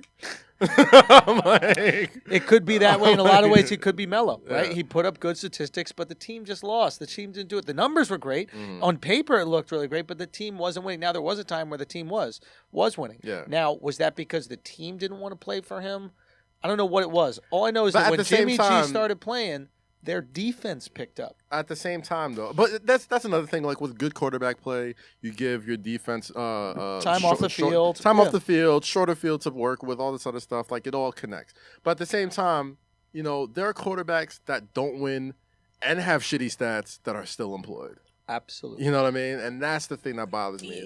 We can also accept as a fact, all these things can be true. There's a lot of good quarterbacks who aren't playing. Nick Foles was a backup, and none of us have said, why wasn't he starting? Yeah. Because in our minds, he belonged as a backup. And then he put up 41 2 weeks in a row on good teams. Yeah. I mean, I was one of those people that when Carson Wentz went down, I'm like, it's over. This is where Kaepernick should be at. And, look at Nick Foles. Yeah, why aren't they signing Kaepernick? And Nick Foles put up 82 points in the final 2 games of his... That is a brilliant point. Of the season. Mm-hmm. The idea that we assume every backup quarterback is trash. Yeah. But these NFL personnel know that there are backup quarterback superstars on the right teams. It's kind of like the NBA. Yeah, where it's everyone thinks like Donovan Mitchell. Nobody thought was going to be that good. Then there's an injury to Exum. He starts getting some minutes, and he becomes a legit superstar in his rookie year. Yeah. It just goes to show you everybody is really good at what they do. Like, they're here for a reason. And they're all here for a reason. I also think coaching, we can say coaching makes a big difference. I know a lot of players say coaching doesn't make that big of a difference. Oh, NFL makes Frank Reich and Doug Peterson. Yeah. I think Reich actually is who's replacing McDaniels in Indianapolis, but he's the offensive coordinator. They took a guy no one wanted to make their starter and made him the Super Bowl MVP. They figured it out. That's what Harbaugh did for Kaepernick. Wow. That's what a great coach will do. I mean, that's why I think It's the NFL, crazy that Chip Kelly couldn't make it work. Yeah. I don't think it's that crazy. He was a little too cute. His shit was way too cute. He couldn't make it work in the NFL, but if there was a quarterback that he could make it work with, you have he's the guy who runs the option, right? You have a mobile quarterback with a great arm. What's even maybe crazier, the NFL caught up to all that shit. No, here's what's crazier: that the stuff they implemented for Nick Foles was a lot of Chip Kelly stuff. Yeah, it's true. The RPO, I don't know if Chip Kelly's the guy who brought it in or whatever, but Nick Foles was like, yo, I was comfortable doing that. Right. That's a Chip Kelly thing. Let's borrow that. So it's not. I don't know how the fuck anything works anymore. To be honest, this Super Bowl, the whole paradigm of what we thought a team was, or at least me, none of it makes sense anymore. I don't know. It doesn't make fucking sense, bro. None of it makes sense. You know what does make sense? The assholes, bro. The assholes make sense. I think we need to throw it up, and we need to thank the assholes for coming out to the live show. Yes, sir. I had a blast, man. That show was so much fun. Super fun. I mean, what a great experience to see these guys out there. And just everybody wearing the on merch the same too. Page. Oh man, everybody mobbed up in the merch. We got some traveling, merch. dog. Make sure you go. You know what? People came from Montreal, from Chicago, from Rhode Island, from Indiana, Virginia Beach. Man. People came from all over the country to come look. We posted a picture on our Instagrams. Everybody on that stage came from out of state, or out of the country. So, you know, the asshole army is out there. We appreciate you guys for being in it. Every time I bump into someone on the street, they throw that asshole up. They keep it nice and tight. Yeah. I think we had a couple of flagrant females. Oh, shout out to the flagrant females shout out out to the flagrant females, Shout man. out to the Indian flagrant females, we too. Akaash had some groupies out there, yo. Akaash had some real flagrant female groupies. Yo. He was faithful, obviously, because he's gay. Hell yeah. Hell yeah. Gay as fuck. But yo, shout out to our flagrant females, man. We know you out there, man. We want you to have the confidence to come out to these shows and support it, rep it real hard. We're gonna tell you don't know shit about sports, but you're still flagrant female to us.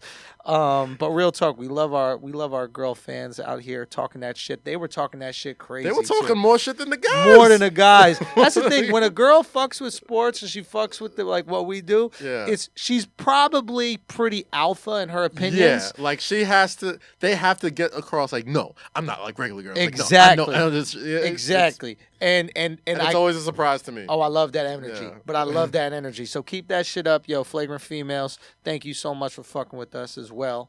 Y'all like flagrant females or lady assholes? Yo, lady assholes is so dope. I like me a nice lady asshole. I love lady assholes.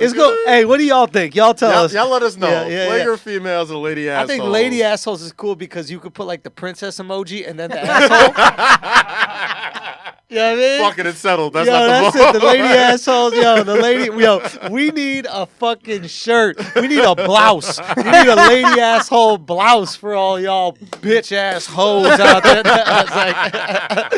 But real talk, man. Lady assholes. So, thank you. That's fucking great. That's great. Thank you guys for coming out to the live show. We're going to do more live shows. We just got to set it up. Thank you guys so much for buying the merch, man. If the merch was late getting out to you, I spoke to my guy over at High U, and shout out to High U. He says everything should be up to date as far as it's sent out. You guys bought so much fucking merch that it pushed back production, so that was so dope that y'all keep buying that merch, goddamn it. Don't stop. Keep motherfucking buying it. We're trying to do big things over here. Yes, sir. Man, it's all love. If you're gonna be out there in LA, we're probably gonna be out there for the All-Star game. We're gonna make it happen. So holler at us if you got some weed or whatever. Yeah, we mobbing out there, bro. Yeah. Kaz was drunk at the live show. I never seen Kaz drunk. My man was out there. Shout out to the Deuce. My man was out there. Drunk Kaz a little mean to people. He don't give a fuck about what you think. He went right in. He was like, so let's talk about juice. I was like, whoa. Motherfucker, go in for it. Listen, if you want to see drunk Kaz or me, Kaz, you got to come to the live shows, man. We ain't taping them shits. We might let a few clips off. Yeah, we're gonna say Kaz. But real talk. Do say Kaz. This is different than White Kaz. Kaz got a bunch of different characters. White Kaz is very interesting. I wear very different hats. But Do say Kaz was real. He had his New Jersey homies with him and shit. Motherfucker, 15 people in the green room after the show. It was like a Wu-Tang concert. I was like, yo, Do say Kaz different.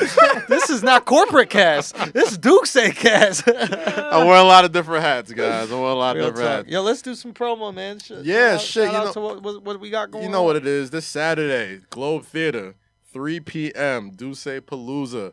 the first ever one. Anybody who enjoyed Hennypalooza for the past 5 years, y'all ain't seen shit yet. This one's going to be crazy. It starts at 3 p.m. in Los Angeles. That's 6 p.m. Eastern time, but that doesn't really go, you know what I mean. 3 p.m. Pacific time. Pull up. We got a lot of surprise guests, a lot of surprise performers. It's going to be a whole lot of Douce, a whole lot of water guns, a whole lot of good music. And it's going to be for All-Star Weekend, man. So I can't wait for y'all to pull up to that.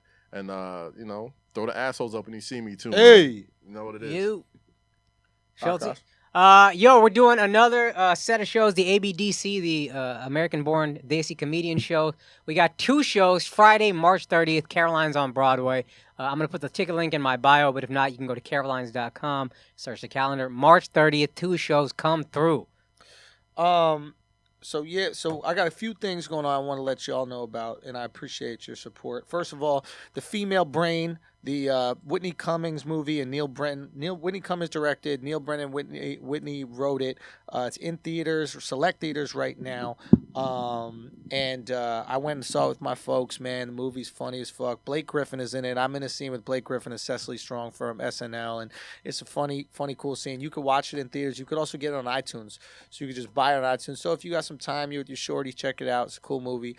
I got another movie that I just heard is going to be at the South by Southwest Film Festival, so that's pretty dope. It's called Right When You Get Work, and that's going to be like between March 11th and 13th, I think. So what I'm going to do is I'm going to do a pop-up show in Austin during that festival. It's not going to be part of the festival. It's going to be indie. You know I'm always on my indie shit because the industry don't fuck with me. Hey. Yes, sir. So I'm going to do that at Cap City Comedy Club. That's part of the Views from the Sis Tour. Views from the Sis Tour is officially in effect. Go to theandrewschulz.com. Check out my tour dates. I'm really going to be stacked for like the next few months on this tour, so make sure you go check it out. Which city I'm going to be in. I'll be in your city, guaranteed. I'm all over the fucking country, man. We're going to do some dates abroad as well. I want to say thank you to everybody who watched 441. I officially got more views on 441 than I have subscribers on YouTube. That's what's up. So that shit was like, man, that made me so fucking happy, and I fuck with y'all so much. And it's just crazy the type of, I want to say control, but like the opportunity that you can create for yourself now with the internet. And I inspire you guys to take advantage of it as well. Like Flagrant 2 is one of these things where we're doing it on our own, and we have a show that has, in my opinion, a massive fucking following. We do, dog. Speaking to this many people, and it's like I was turned down by every single network from my stand-up special, and I put out this smaller version of it, 441, on my YouTube channel, and I got a bigger number on my YouTube channel than Comedy Central is getting for the specials they put on TV. Get them. Like, that's insane. You know what I mean? Like now the only thing those networks can offer me is money because they can't offer me the people. The people decide. And it's like, yes, this industry might have been, become more PC, and they're maybe going towards a very like politically correct version of comedy, but it's so refreshing to know that the people don't want that. Yeah. That if you give the people good content, they will fuck with it. So thank you guys so much for supporting that. I do stand-up Sundays. I put a new clip up on my Instagram, and then I put the whole clip up on my YouTube page, youtube.com/theandrewschulz. And I do a new clip every single Sunday. I'm doing that for a year, so you guys can check that out and keep watching. Thank you guys so much for supporting everything I do and everything we do here at Flagrant 2. So we appreciate you. We love you. You're all assholes. West Coast, man. We mobbing out this weekend, man. That's right. So pull up on us. We might do something special, but just stay tuned, man. Stay tuned and tell your friends about the show. And if you like the show, share that shit, man. Word. Share it, comment it, tell a friend to tell a friend. This is your show. Y'all wanted to keep it raw. You wanted to keep it sponsor free. You wanted to keep it as loose as possible.